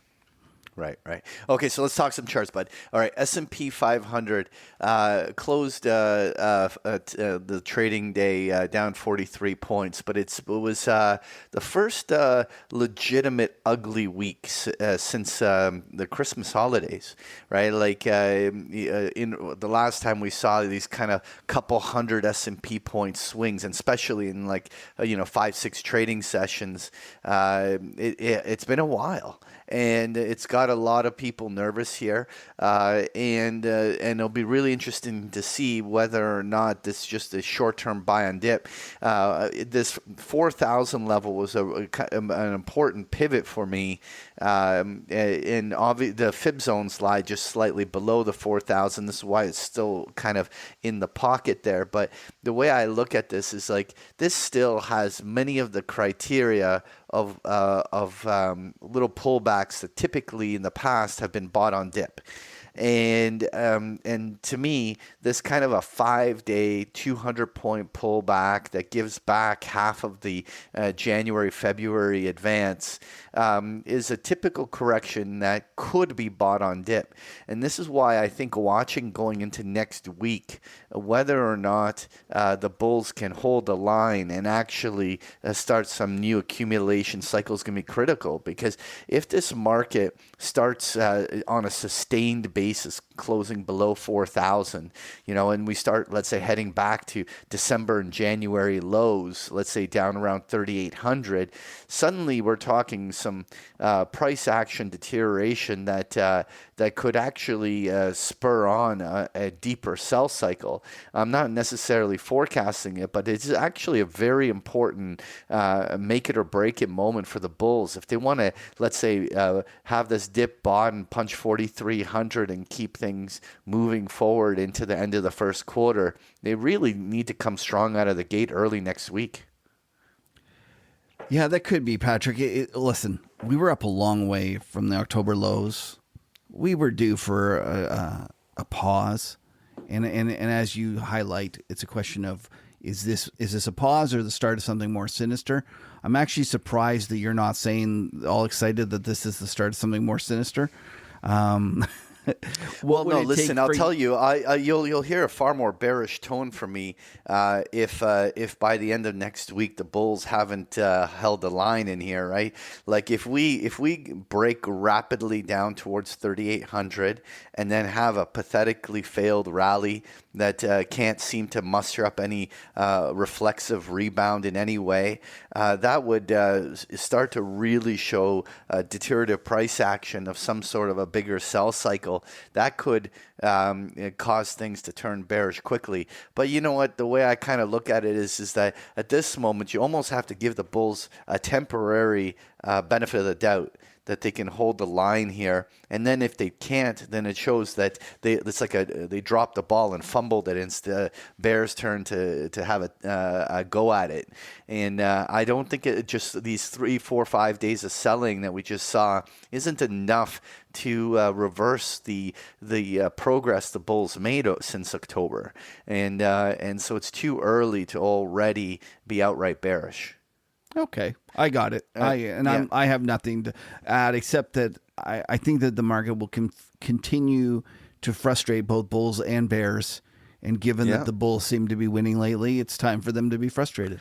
I subscribe to the view that there's going to be a meaningful sell cycle that's going to happen this year, and it's even legitimate that it can happen, even over the next 3-4 months. I'm just not so sure that it all just starts right here, right now. I don't want to sound bullish. I have a reputation to maintain here, Kev. Anyway, I'm still a little bit neutral here to see whether or not it follows through, and it'll be important to see next week. Okay, let's move on. I want to talk about this dollar, and obviously that reversal was happening in the first few days of February. Obviously. Almost all risk assets turned on that, and one of my big themes has been essentially that if the dollar was to do any meaningful reversion of that ugly drop. I mean, we wiped out 15 Dixie points in a span of 3 months. It was a very ugly drop in the dollar, and any reflexive rally that has 50% of the losses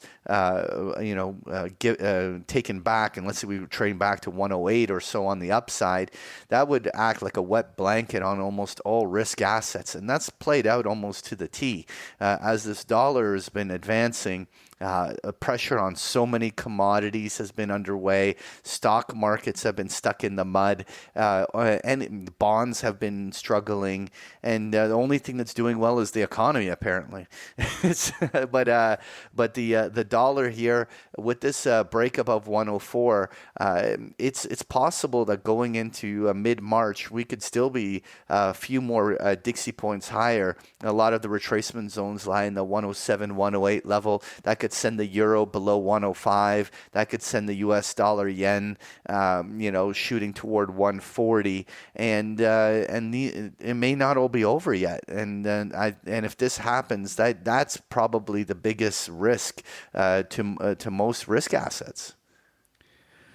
Yeah, it could be. I look at this, Patrick, and I say to myself, what's the trend of the dollar over the last 6 months? Looks to me like it's down. This is a correction in that trend, and until we get something more meaningful, I don't want to. Well, no, listen, I never called it a new bull market in the U.S. dollar. The whole point is that when I believe in reflexive moves, and that's why I like Fibonacci's and other things like this, is because when you have such a rapid drop, the things don't go in straight lines, and so it's like an elastic that's stretched too wide. It's going to reflexively want to pull back the other way, and that's what we're seeing here. And so while the dollar drop was this huge impulse that drove risk assets and allowed things like gold to have this epic run, and now we're seeing the opposite happening. And one of the interesting things is how much gas does the dollar have now, and at the same time, Kev, let me put the dollar index onto a weekly chart here and just zoom out. Right? And certainly this dollar pullback over the last 6 months has been violent. But if you really step back and look at the bigger picture trend, it's hard to say that this is a bear market in the dollar. Oh, I completely agree. And from that perspective, Patrick, and I was going to mention that my currency whisperer pal, he emailed me to tell me he's still, long the dollar. He thinks the euro's headed lower, and he thinks that he's one step looking even longer term. And you're absolutely correct. It's on from that perspective. You could argue that the last 3 to 6 months was the correction in the bull move, and that the bull move is set to resume, and that's all we're experiencing now. And the interesting thing, even if let's just create a hypothetical scenario that 115 level on the Dixie is truly a meaningful upper boundary of the dollar. That's just a hypothetical scenario. Well, even if that was a major high or a level that the dollar will have a hard time exceeding, if you go back let's say the major highs in the late 1990s into the 2000s, while the Dixie hit a major high, it went and retested that high over like 2-3 years. Numerous times. So just because the dollar reached the upper boundary doesn't mean that it's all downside from there immediately. And so what if we have a scenario where the dollar index goes for a full double top retest of 115 during a period where markets are a little bit risk off? There's nothing saying that this big dollar crash is going to just keep going. And right now with this dollar reversal, at minimum, I think there's room for this to go to 107, 108. And if the circumstances end up being right, maybe it goes even higher. And right now, I wouldn't fight this. And that's going to be a drag on so many risk assets. Like for instance, take that bottom in the dollar and then look at the high of gold. I know everyone talks real rates and everyone talks geopolitical risks and all these different things about gold, but you know what? Gold has simply behaved like a cross currency to the dollar, and it's the single easiest thing to do to trade the bullion, and everyone seems to try and make it far more complicated than it is. It literally is an inverse trade on the dollar. You're not trading in yen terms. There you go. Okay, but I'll leave it at that. Obviously, just poking there. What I wanted to, let's talk oil. This chart has just been stuck. Every rally failing, every support line bouncing. I look at all these lows. It's like no such thing as a triple bottom than a quadruple bottom, and so on. Quintuple bottom by the looks of exactly. And the question here is, yeah, I get the bigger oil bull thesis, right? And I'm not even opposed to it. I have no issue with the idea that, a year or two from now, oil could be at $100 to $150 on the upside. But the one thing that keeps, when I see the price action trading this way, failed rallies, just bleeding out to the downside, I wonder whether there needs to be one washout. Just something that just anyone who's got all their stop losses below, everyone's so sure that the bottoms are in. Just, the market playing the role of the great humiliator just goes down there and just washes everyone out on the downside with a quick dip below 70 just to freak everyone out. Patrick, is it Shakira that sings "Hips Don't Lie"? I don't know who it is. I think it might be. We'll be made fun of, or I will be made fun of when I don't get this right. But anyways, we're gonna have a new version, the Patrick Ceresna version. Charts don't lie. Yeah, charts don't lie. It's but you know what? The one thing though, if for whatever reason we had a quick washout below 70, let's say there was just one quick liquidity driven. No one should be asking me what fundamental reason is. Just more sellers and buyers, stop losses being hit, people puking out margin one second, calls, Patrick. whatever. If you looked at this chart and you didn't know what it was, would you be bullish or bearish? Bearish. I would be bearish. I would be too. It's a series of lower highs, distributed price action, and it keeps testing the bottom of the range. And you know what? But yet there's a real kind of macro fundamental reason for it to go higher later. So I could see a scenario where we just see a big margin call event, everyone wiped out on the downside with one washout. And it doesn't have to be dramatic. I mean, a move from 75 down to 65 is not out of the realm of normal volatility. I mean, crude oil back in just one day back in July had, what was that? That was like from a high to low drop there of like $10+ in one day. It's not out of character for crude oil to have just a couple days wash everything out. But I will tell you, I would buy that dip.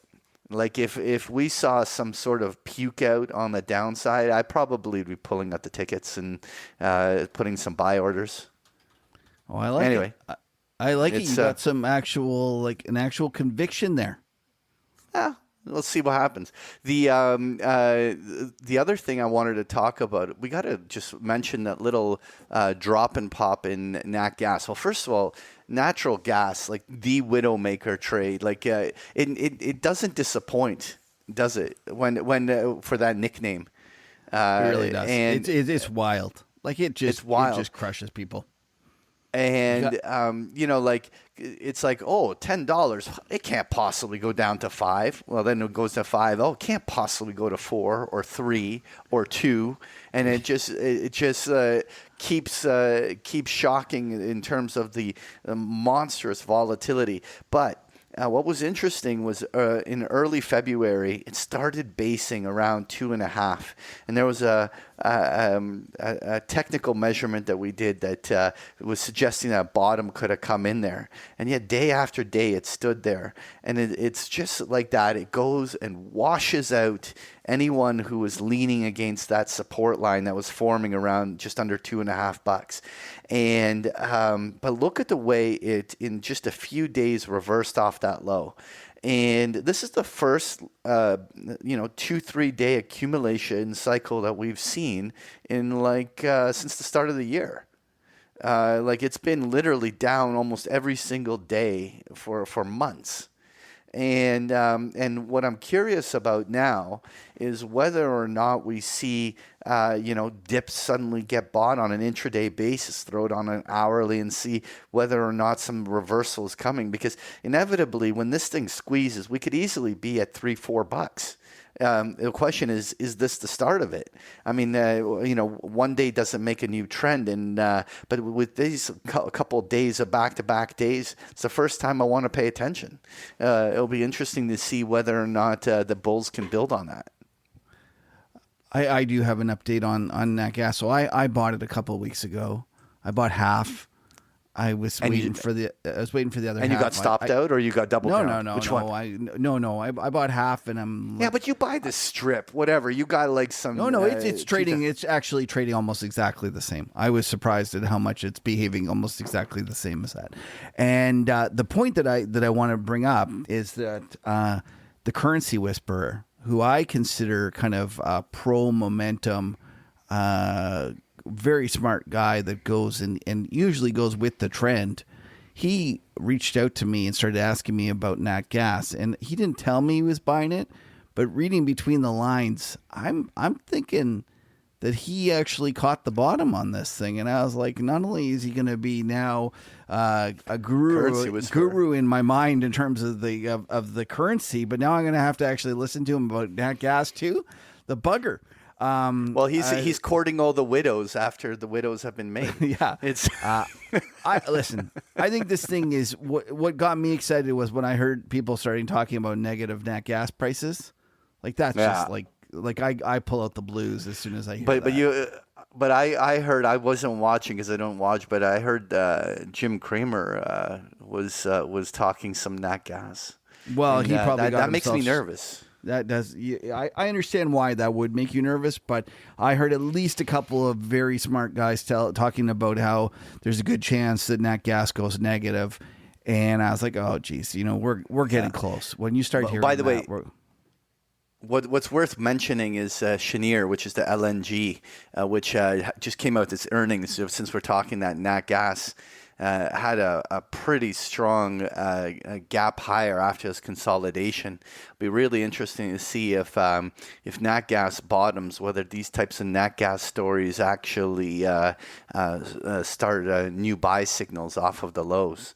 I think that one trades so much differently than yes. But right? but like it is still different... it still gains a certain amount of momentum from the industry and the trends and the commodities. Like I get that it's not the same. Yeah. But it's certainly interesting, and that I just thought of it because I saw that gap happen the other day, and I thought it'll be interesting to see whether or not it's a turn point.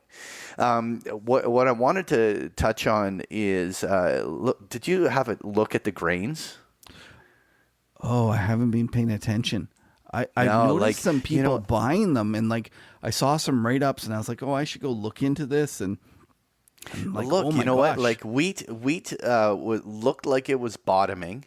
looked like it was turning up, and then just last week it just got hammered all the way back to lows. Just What does the continues. corn look like? Well, I was about to get there. Look at corn in the last 2 days. Like it was, like it looked like it was basing. It looked like it was trying to build some traction, and just gets hammered. You know and what, then Patrick? even and You even might look be at the onto beans. something with this US well, the dollar beans thing. actually haven't broken badly, but anyway, corn and wheat are not doing well. Yeah, maybe you're right about this U.S. dollar, Patrick. You might know something. Well, no, but you know what? Yeah, I don't want to. I don't think it's just an inverse trade, but it's just like when the dollar's moving, it's a drag. It's instead of a headwind, you got a tailwind, right? Like or vice versa. It's and so right now, it's just so many commodities have lost so much momentum in the last little bit, and it'll be really interesting to see whether that trend continues here. All right, what else you got? I wanted to touch on those bonds. This is the 10-year T-note futures. Obviously, we tend to look at the yield, but it really like the high inflation, strong jobs, like those bond bulls out there that were already anticipating the imminent recession and the disinflationary impulse that would be associated with it are eating it. But you know what? I'm gonna be far less bearish on bonds than you. I'm speculating. I'm speculating that if we have break to lower lows, it's primarily going to be at the front of the curve, and that the 10 and the 30s maybe we'll see things like double bottoms or temporary little toying along the previous lows. But I'm going to stick my neck out and say I don't think we break to lower lows on those.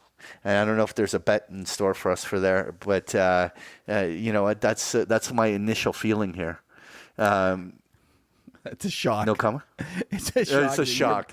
You're Well, bullish I didn't say anything bullish. I just simply said I don't think they're going to break to lower lows. Yeah. I was saying that Curve's gonna if it invert does more break to lower, because the recession's coming, the more basically what you're in the camp that says the more inflation we get, the more the Powell raises rates, the more likely the recession comes quicker.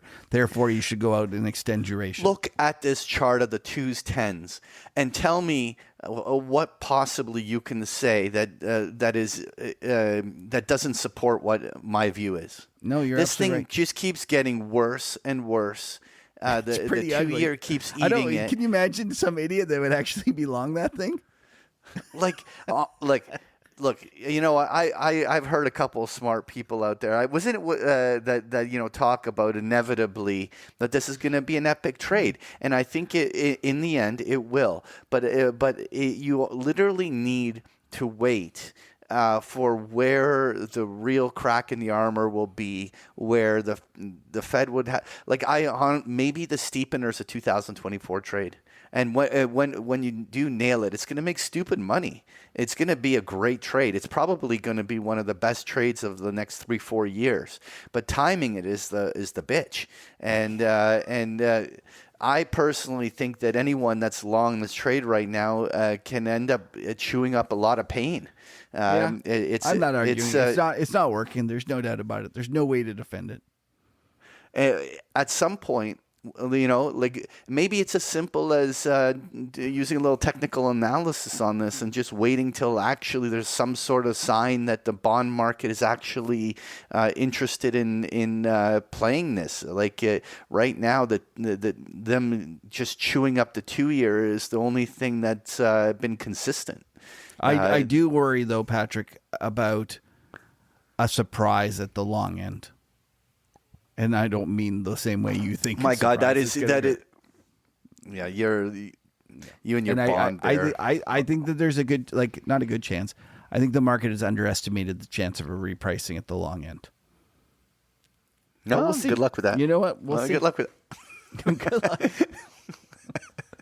Bought from you. All right. Anyway, what I wanted to just leave it with is I wanted to just touch on these junk bonds. And obviously the high yield corporates have been still holding down along the bottom and relatively weak. But generally, they have not been weak based upon credit spread expansion and default risks rising. They've really just been more or less weak because of the general rise of broad interest rates, and so here I just have that chart of the credit spreads still, let's say, on just a broader high yield basket being just just over 4%,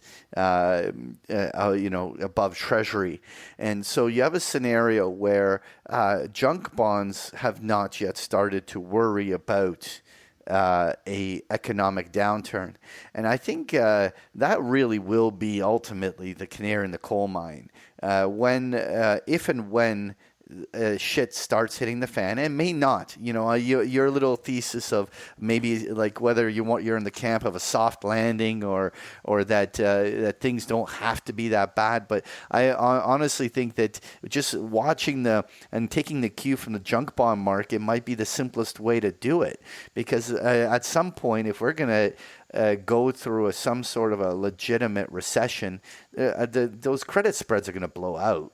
And all you need to see is when. I agree with that analysis, Patrick. That the bond market, credit market might lead in terms of on the downside. I completely agree. And right now, even though this chart looks shit on junk, it's because the chart looks shit on Treasury. Right. It's like we haven't yet seen the market worried about default risks going double digit, and will these companies be able to refinance a lot of their debt? Is there liquidity in there? Like, we haven't seen anyone get worried about it yet. No, and not too many people talk about it. I mean, maybe it's I'm not reading the same stuff you are. But like, has anyone been writing about junk recently? Well, they write about they write about the fact that it isn't blowing out and it's not confirming their usually bearish view on the economy. Yeah. So then that happens lots. There's lots of writing about that. Yeah. Anyway, that's enough for me, Kev. That's what I wanted to talk about. Was there any last chart you wanted to touch on? No, that's great stuff. That's great stuff.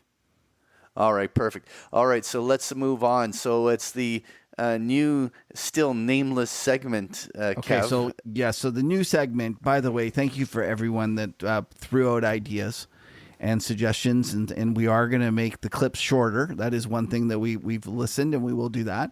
But just so you know, we have two contenders for the name of the segment. One of them is from Richard, and it's Herd, H-E-R-D, on the Huddle. And I thought nobody was going to beat that one. I was like, it's Richard's got it. There's no way. It's going to be tough to beat Herd on the Huddle. And then my pal, Efficient Market Hype, came up with the VWAP, Views We Analyze and Pull Apart. And I was like, that's good. I like that too. So what we're going to do is we're going to have a little bit of a poll to figure out which one works. So if you could go to See You in the Machine, just type in www.seeyouinthemachine.com, and there's the choice. And we'd love to hear from you guys. And I'm not saying we're going to listen if you vote for the wrong one, but no, to be fair, I haven't decided yet, but I'd love to hear what you guys think. And thank you for everyone that wrote in. And by the way, we have a couple that were honorable mentions that I have to kind of talk about. Spit It Out by Jens Ole. I thought that was really good. And then the one that made me laugh the hardest was by a guy named Pat. And Lean and I were speculating, was that Patrick writing in? Oh, okay. He said, this is definitely on brand. He says it was going to be called Clips and Shit. And I thought, oh yeah, that actually is very on brand, but unfortunately we're not going to go with that. But thank you for that, Pat, whether you're a real Pat that's listening or this Pat that's just kind of going in and putting in his suggestions. All right. So let's get to it. I got two clips that I want, actually three, but one of them is kind of a spoof that we're going to have to talk about. So we're going to start with Clifford Asness, because I thought he did a great job talking about the problem that a lot of people. Whoops, wrong one. I'm still getting good at this, Patrick. You have to bear with me here.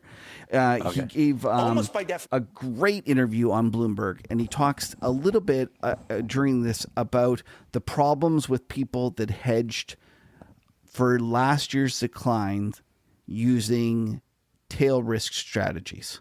And let's play it, and you and I can talk about it because I think it's great. What's called long volatility. The simplest version of this, which I'm not saying is what they do, is to always be owning puts and rolling them. That is one form of insurance. It has two aspects. It really only insures, and this is good, but it only insures against short, sharp crashes, because that's what it is. Second, it's a bad property. We believe it costs you money long term. And we think that just makes sense. If you want insurance, you should have to pay for it. Trend following doesn't always work.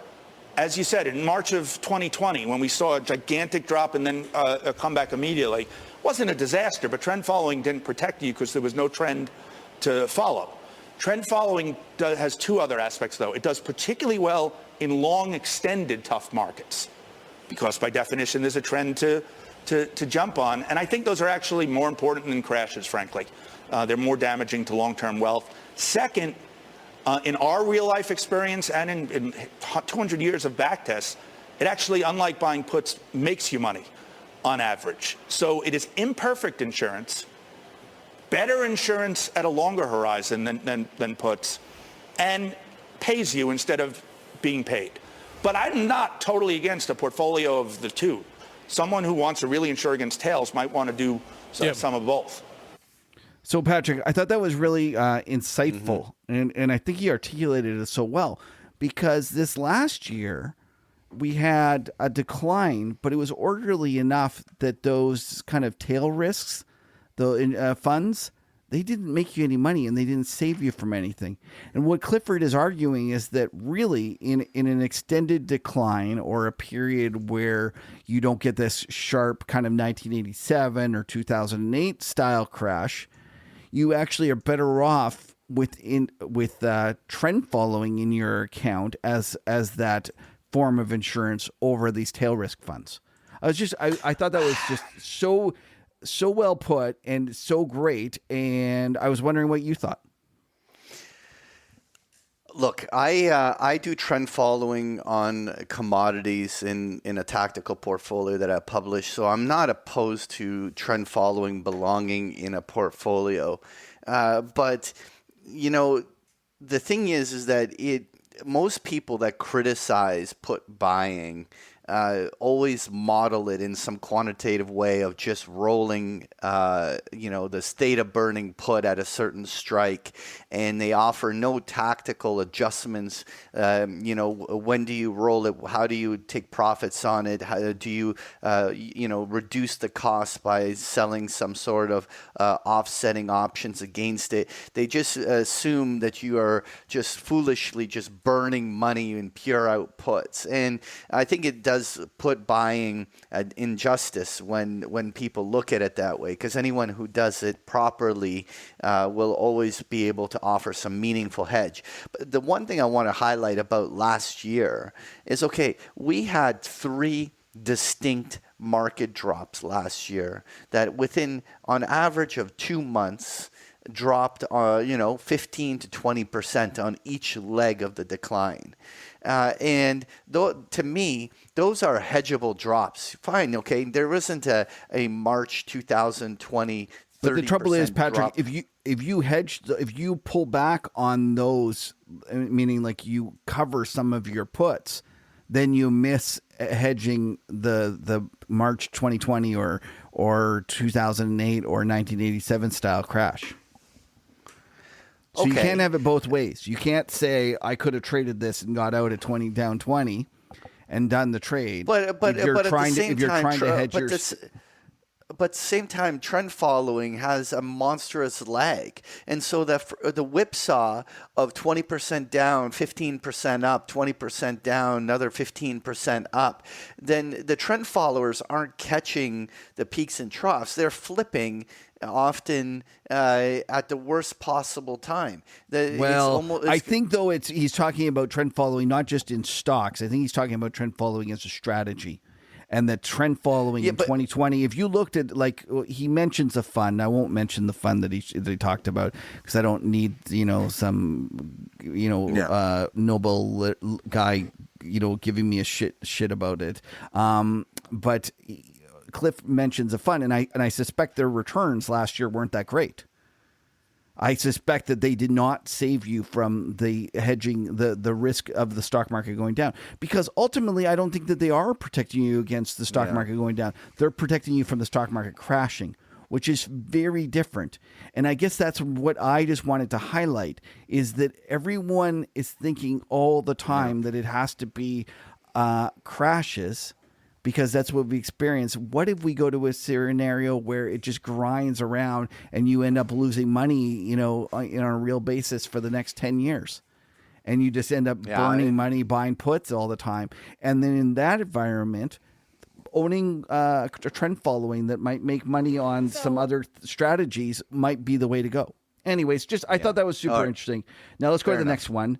The next one is actually Randy Krosner, who I believe used to be an FOMC governor, and he said something that just drives me up the wall, and I just wanted to talk about it because it's just so frustrating. Well, the market hasn't been buying it when Powell says and that what it does is remains sufficiently here, I'll just go to the tight spot. for some. 1 second. Here we go. Is that rates will stay above 5% for most of this year. I think it's likely that they'll stay above 5% for all of this year. Mm-hmm. One of the things that I haven't seen as much discussion of is that even when the Fed stops raising rates, when you adjust for inflation, that means real interest rates are going to be going up as inflation's coming down. So there's still continued tightening when the Fed is just keeping nominal rates constant and inflation rate is coming down. And that's where I think that is the stupidest argument I've ever heard. Now, let me just tell you why, Patrick. And it drives me batty, actually. Let's imagine that there was a one-time adjustment that adjusted rates up 5%. So it just all of a sudden everything was. Let's just imagine that we were able to control it so that there was a one-time adjustment. So it was 5%. So we wake up in January and we have this one-time adjustment. Okay. So for the next year, we're going to have a situation where the year always looks high. It's going to always have that 5% embedded in it, right? Because you're going to be looking back 1 year, and it's not until you look to that 12th month or the 13th month where you look back and the 5% is already built in. So in essence, what will happen is we will get 5%. Let's just say we have this one-time adjustment and then it goes back to zero. So it's 0, 0, 0, 5%. And then for the next 12 months, basically inflation ends up being 5% because of this one-time adjustment. Okay.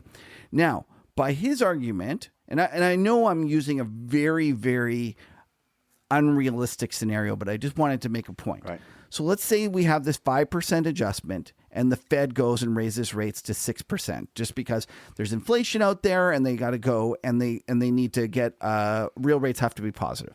So they raise rates to 6% and we're going along and it's a real rate of 1%, 1%, 1%. Then on the 13th month, inflation goes back to zero. And his argument is that all of a sudden the market is tight because that's real rates have risen.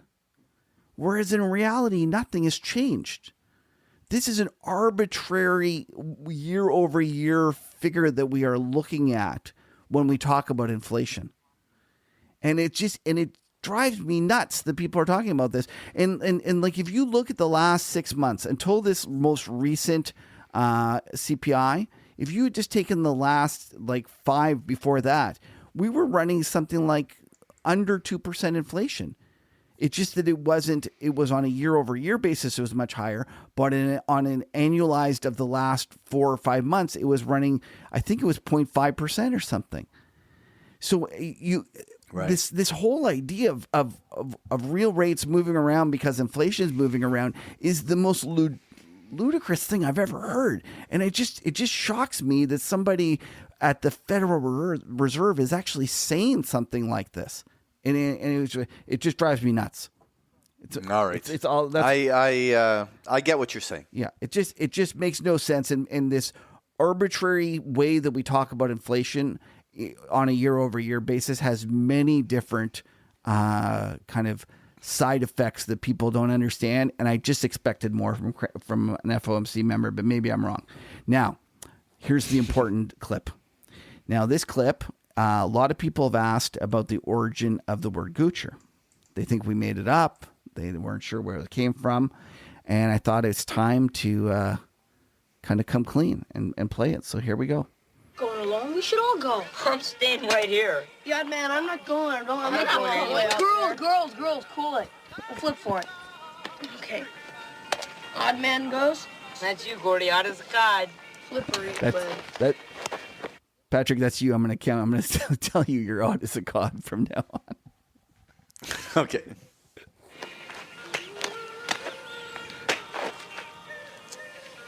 Four tails. Oh, Jesus, man, that's a goocher. Oh, come on, Vern. This doesn't mean anything. No, man. Let's go again. No, man, a goocher.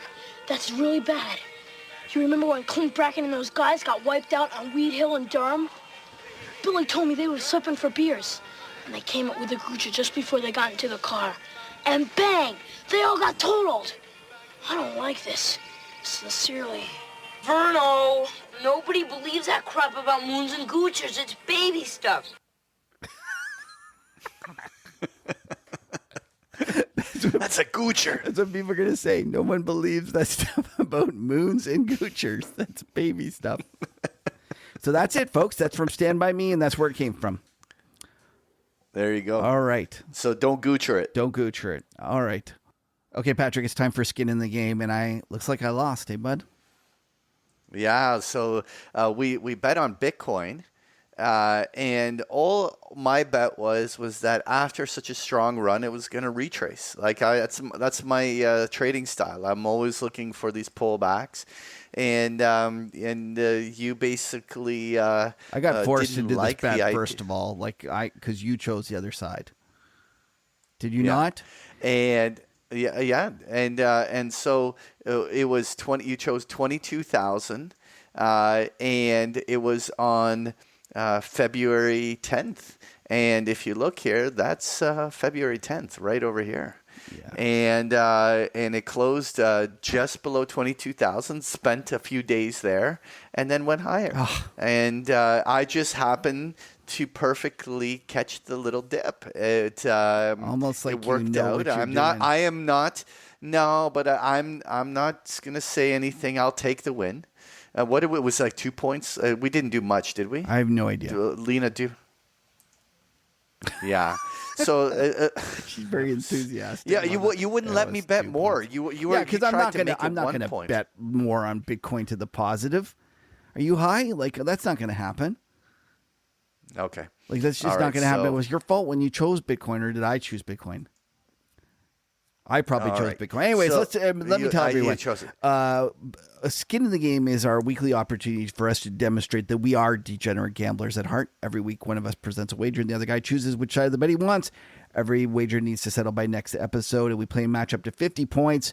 Once we finally reach 50 points, by the way, where are we in terms of? Does anyone know the score? 24-32. Yeah, it's right there. Oh, okay. You've got a pretty good lead on me still. What's going to happen is the 3 8 lucky or unlucky, depending on how you view it, Market Huddle listeners will be taken out by the loser, and they'll be able to answer why they made the question of why they made so many bad bets.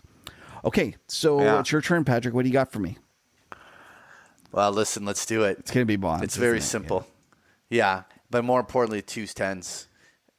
It's Seriously? at spot 873. Okay.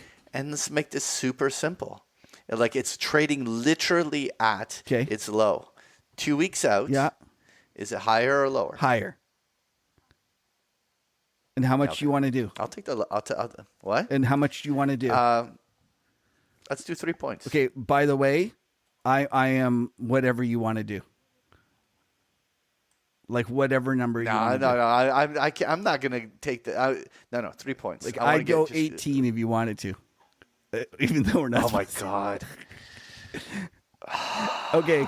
Do you want a 3 or are you going to give me more? Because I'd rather do a little more. You know what? When someone's this eager, you should plug them. Like when someone's okay, this let's do eager, 4. like you, let's do yeah, 4. you No, should. I can't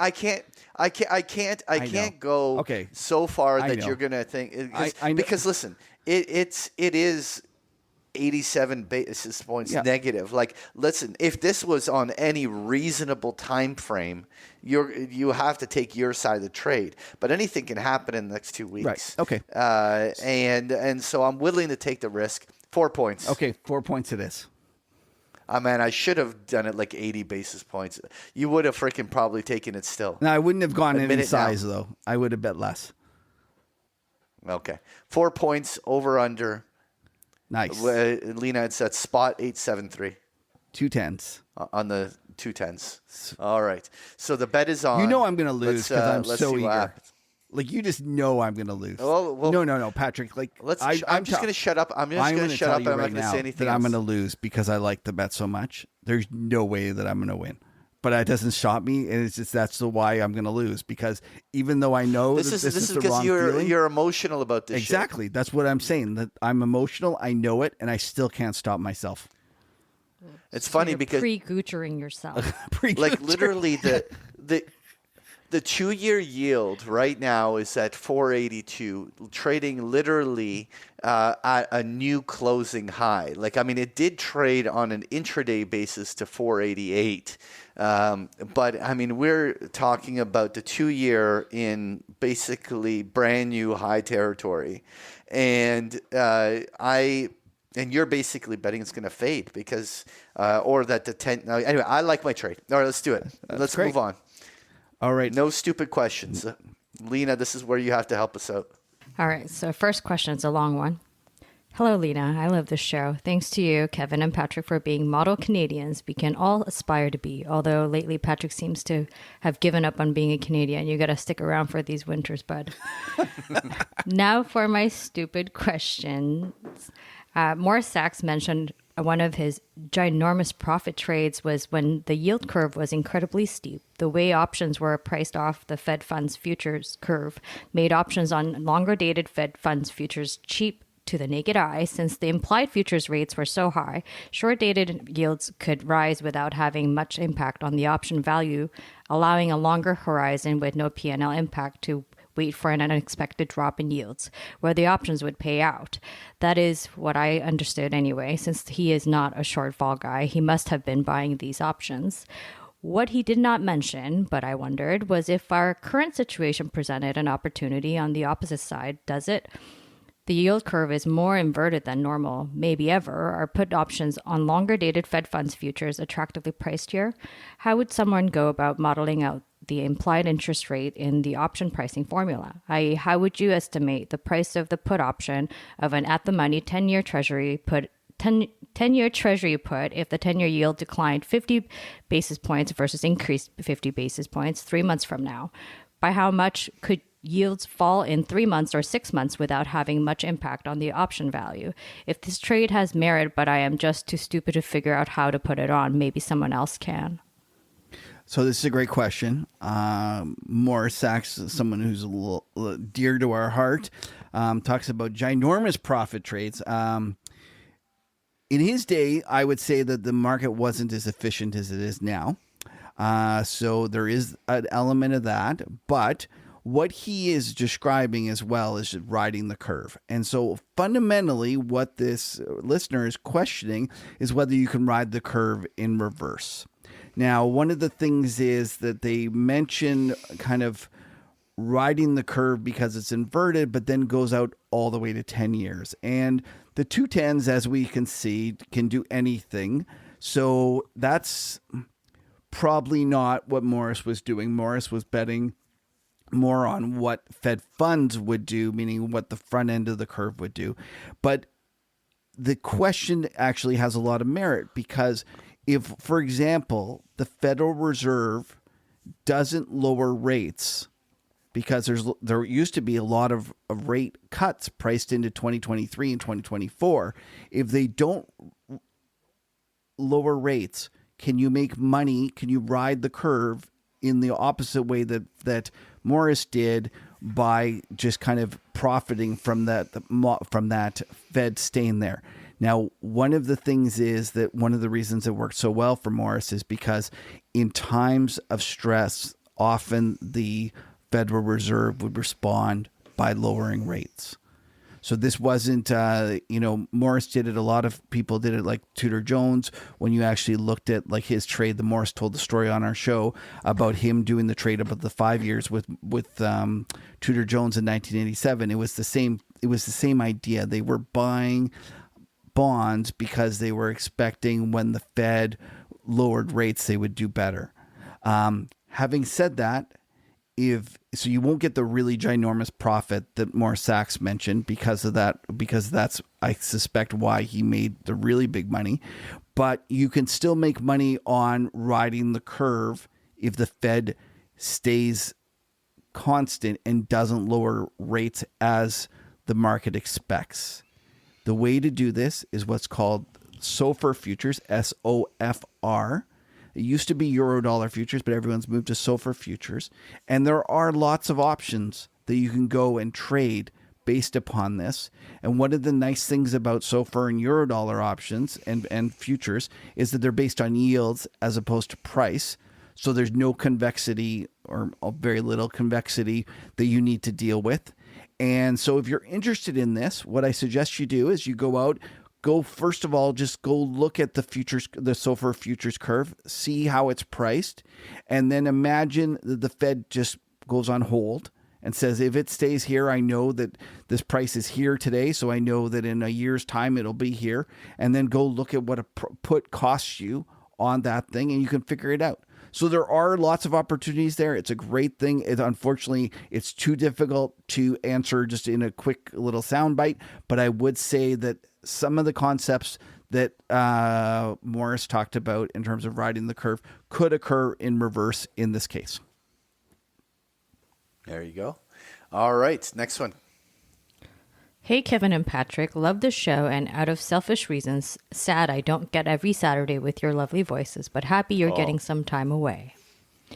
Since COVID, I've heard the term deglobalization thrown around like candy on Halloween. However, I don't think people are really considering how complex supply chains around the world are. The U.S. can't afford the labor if that many manufacturing jobs came back, nor could we even find the labor. Also, with Russian sanctions and this progressed tension and initiated sanctions by China, this leads me to believe the term that should be used is reglobalization. I'm not here to fight over the term that should be used, but with the shifting of jobs across the globe and companies having to plan contingencies, I'm convinced that there is a significant opportunity to make money in what I expect are emerging market countries. I've been investing in various ETFs such as EWW, Mexico, and EWZ, Brazil, because I see these countries as being possible beneficiaries from some of these changes. Is this the right logic on this trade? Are there any emerging markets you have your sights on? Is there another way you might attack a trade of suspected improvement in a country's economics? I am a retail investor and I don't have access to foreign markets as far as I can tell, so I have stuck to the ETFs on New York Stock Exchange. Well, Kev, I think that there's this one smart tourist guy that wrote a piece on this, didn't they? I don't know about the description of him, but yeah, there is a tourist guy that wrote about this. But you've been talking about Mexico in your previous pieces, right? And basically on the same type of theme, right? Exactly, Patrick. This is I completely agree. Those were my two picks, Mexico and Brazil. I think that if you think about China, before China came along, Mexico was the kind of factory of America. China came and took that away, and I suspect that what is going to happen is that as our relationship with as with China sours, you will find more and more of a return to Mexico. There's a million reasons why it is an attractive trade. Another way to think about it is that you don't need to just do the EWW or the EWZ. You can also go with an Interactive Brokers account and you can actually invest in their currency, which should also benefit from this. There is high real rates, meaning that the carry on these are unbelievably great. I can't remember. Mexico's got like a 10% nominal rate, and even if the currency just doesn't go anywhere, you'll earn 10%, and if the currency appreciates, you'll make even more. I completely think this is a terrific idea, and I don't have any pushback except to say that people should go and investigate it, because I do believe that there is more of this going on. One of the ones he doesn't like deglobalization, but here I'll give him another word that a lot of people are talking about: friendshoring. meaning that there's going to be a benefit of countries that are right around America, like Canada as well, might be a beneficiary of this, and there's going to be lots of trades from there. But I do expect that this will continue, and that there are lots of opportunities for the unwinding of the last 20 years of globalization. I have to agree. All right. So, and the last question, Lena? Hi, everyone. Longtime listener, first-time writer here. I have a question about the Treasury General Account in 2023. I'm sure you've seen the recent drama in Washington, D.C. around the debt ceiling and noted that the U.S. Treasury is currently taking extraordinary measures to avoid breaching the debt ceiling. As a part of the extraordinary measures, the Treasury is going to run the TGA to zero by late May or early June. Do you think we'll see a positive effect on U.S. equity markets, or will this be drowned out by market concern around a potential U.S. default? Cheers. Do you want me to take this one, Patrick? Yeah. Yes, So actually, I didn't think they were going to go to zero, but maybe they will. I wasn't sure. I hadn't heard that. But regardless, there is definitely going to be some emptying of the TGA. For people that aren't familiar with the TGA, it's kind of like the Treasury's, the U.S. government's checking account. And in this case, it ends up being stimulative because when they've gone and they've issued T-bills or T-bonds or whatever it is that they've sold, they've gone and they've done that. They've pulled that liquidity out of the system, but then it sits in their checking account without having spent. So there's the negative of them having gone and pulled that liquidity out of the system, yet it hasn't, the positive from their spending hasn't gone in there. So as they run it down, meaning as they finally spend that, we should see kind of a liquidity benefit. So this listener is correct to highlight that there is a potential that could cause the stock market or risk on general effect as it is run down. The question is, does the worry about the potential default offset any positive from that liquidity injection? My gut is that the market will not care about the potential default until the last little bit. And I've been meaning to write about this because I think that there's more of a potential of a TARP situation. And if you remember TARP, they brought down the TARP vote, the TARP bill to the, I don't know if it's which floor it is, but whatever it was. And I was like, I remember everyone said they wouldn't have brought it down if it wasn't going to pass. And we were all sitting there watching this thing, watching the votes. And I distinctly remember it. And we're watching the votes go through. And then I remember it all of a sudden it clicked and there wasn't enough votes. And then the announcer said, "Oh, no, don't worry. They can change some votes. They're going to go wrestle, like some Democrat or whoever." I guess it was back then it was the Republicans in charge. Let me just think. Whoever it was, they were going to wrestle whoever it was and they were going to get it through. And then all of a sudden the gavel went down and it failed. And everyone was shocked. We all looked around and said, why did they bring this down if they didn't have the votes? And next thing you know, the market just went offered. And we had just an ugly 2 hours of selling. Then we had an ugly overnight session. And then finally the next day when the market went into absolute free fall, they got their act together and they brought back and they actually passed it at that time. So I think that there's a better chance than the market expects that we have a similar situation here where everyone thinks there's no way they're going to default. There's no way they're going to default. No way we're going to default. And then out of the blue, they default. And it's a little bit, but my point is, the reason I bring that up is I don't think that'll actually cause any real pain in the market until it actually happens. So I think on the whole, TGA risk positive, and then eventually at the last moment, risk negative. Okay. That's a good answer. I wish I had something to say, but I don't. Right, so let's go on with Lena. Where can they submit their questions? You can submit your questions to nostupidquestions@markethuddle.com. All right. All right. So thanks for tuning into the Market Huddle. We appreciate you spending some time with us. Please give us a follow at the Market Huddle on Twitter. Lena gets tired of talking to Patrick and myself. You can listen to Market Huddle on all the networks: Google Podcasts, Podbean, Spotify, Android Play, iTunes, and YouTube. A lot of people watch on YouTube to see all of our charts and visuals. And while you're there, please like and subscribe to get our latest content. Patrick, where can they find you? You can find me on Twitter at Patrick Ceresno or at bigpicturetrading.com. And Kev, where can they follow you? Well, they can go to macrotourist.com, but you can go actually download the Substack app, and I have a chat feature there on my Market Tourist, the Macro Tourist. There is a chat feature, and everyone's welcome to join in, and you don't need a subscription. You can come and chat, so come and say hello, and listen. We can never have too many friends. Bear market, bull market. We're just happy to spend some time together on this crazy ride. So now stick around for the after show.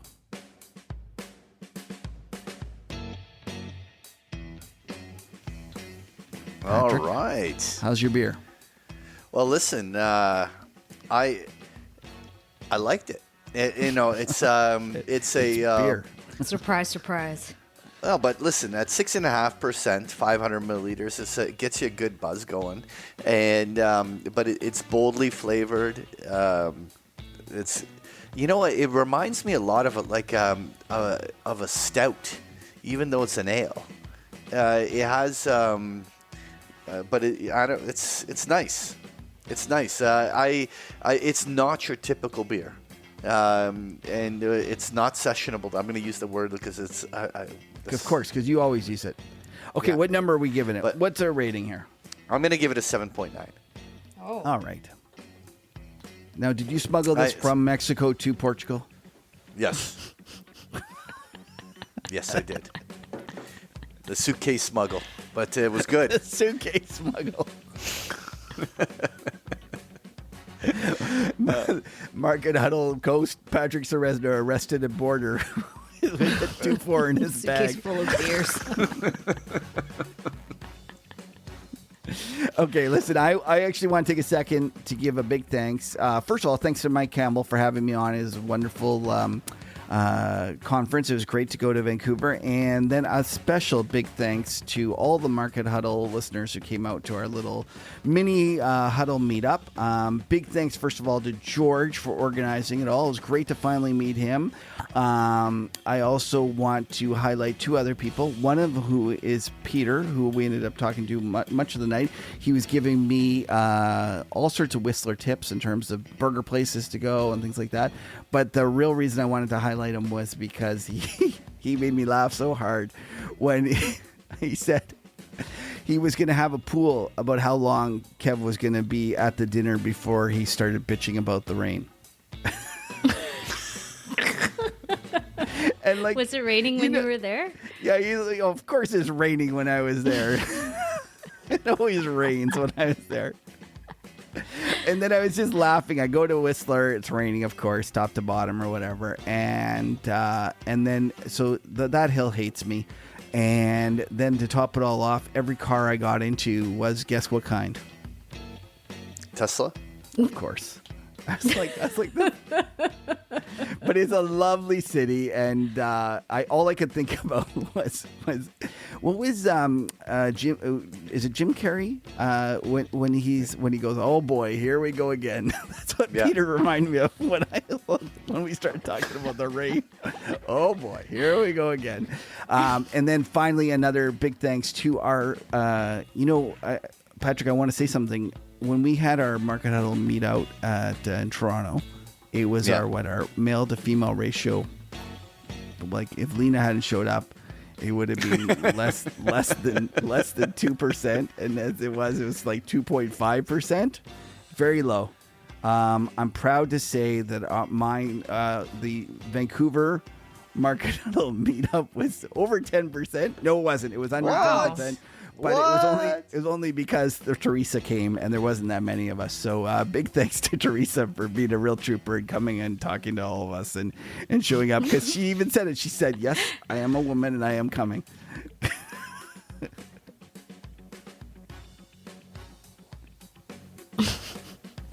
That's funny. That's funny. You need pictures. I haven't seen any pictures from there. You know what? I don't know who took pictures. I'm not sure we did. All right. Anyways, Lena, do you have any good shows or anything to tell us about? Oh wait, wait. Can I keep Can I Yeah, keep go ahead. talking? Sorry.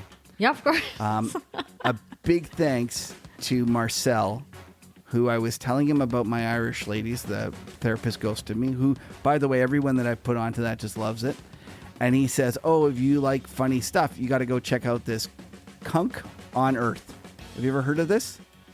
I'm sorry, what on Earth? Kunk, C-U-N-K on Earth. It's Okay. kind of like a geeky Borat. Like it's one of these situations, like the interview things, and it is fantastic, Lena. You're gonna love it.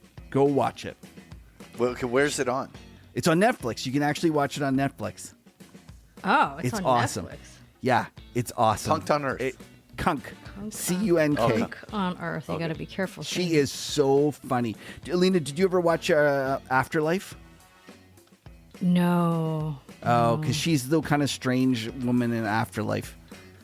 Anyway, she's just so funny. I'm literally just peeing myself laughing when I devoured it on a weekend. I was like Marcel told me on Friday, and by like Saturday I said thank you so much. I basically, Oh, it's that funny.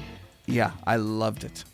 I loved it. Okay, I I'll love to check see it what out. whether you think it's just as funny, but I thought it was terrific. Okay. All right, I dominated monopolized the conversation there. Lena, do you have anything to say? No, I've been cutting down on TV actually. Oh. Yeah, Wow. I've been watching way less. I've been actually reading paperback books. Oh my God, reading. instead. Yeah. What? Patrick doesn't know how to do that. What is that? Have you read anything you like that you want to share with us? Oh no, I'm just like reading old books and just reading Agatha Christie novels. Yeah, I'm slowly becoming a cat lady. But Next thing you'll be hanging dishes on your wall. right? I actually about was you? looking at like tea sets the other day, and I'm like, oh my gosh, what am I doing? There you go. Sets. I don't even drink tea. And how about you, Patrick? What have you been up to? Oh, I doing a little bit of this, a little bit of that. I actually was obviously doing a lot of travel. I'm back in Lisbon. Smuggling beers. Yeah, smuggling beers. No, it's been good. But you know what? I was on a 9-hour flight. Every opportunity to watch a movie, and I didn't. I didn't Well, watch. that's 'cause Can you imagine? that's how 'cause You're you not took, like, reading. that's- You're not watching. What are you doing for 9 You hours? took 3 beers and a Xanax. Yeah. I don't know why I couldn't stay awake for the movie. I don't know. I just don't. You know what? The one thing though, I'm gonna watch that. Finally, I'm gonna get around to watching that Game of Thrones prequel. What's it called again? The Something of the The- Dragon, House of the Dragon. I yeah, think. House Yeah. of the Dragon. I'm gonna actually try to crush it this weekend. I've heard Um, nobody liked it. Nobody I know has liked it. I liked it. Really? Yep. You liked it, Lena? Yeah, I liked it. Oh. I heard a lot of people like that one a lot. It was the Lord of the Rings one. Yeah, that the no Lord one of the liked. Rings one. Oh, I that one didn't was really like. unwatchable, I heard. Yeah. Yeah, but Well, listen. I'll give everyone a review in a couple of weeks. I'm gonna actually do it. I haven't watched TV in like 3 months, so like. And if you don't like that, go to Kunk on Earth. I am. I'm telling you, it's I awesome. am. All right. Have a great week. A couple weeks, everyone. Yeah. We'll see you then. Take care. Stay safe. All right. Thanks, everyone.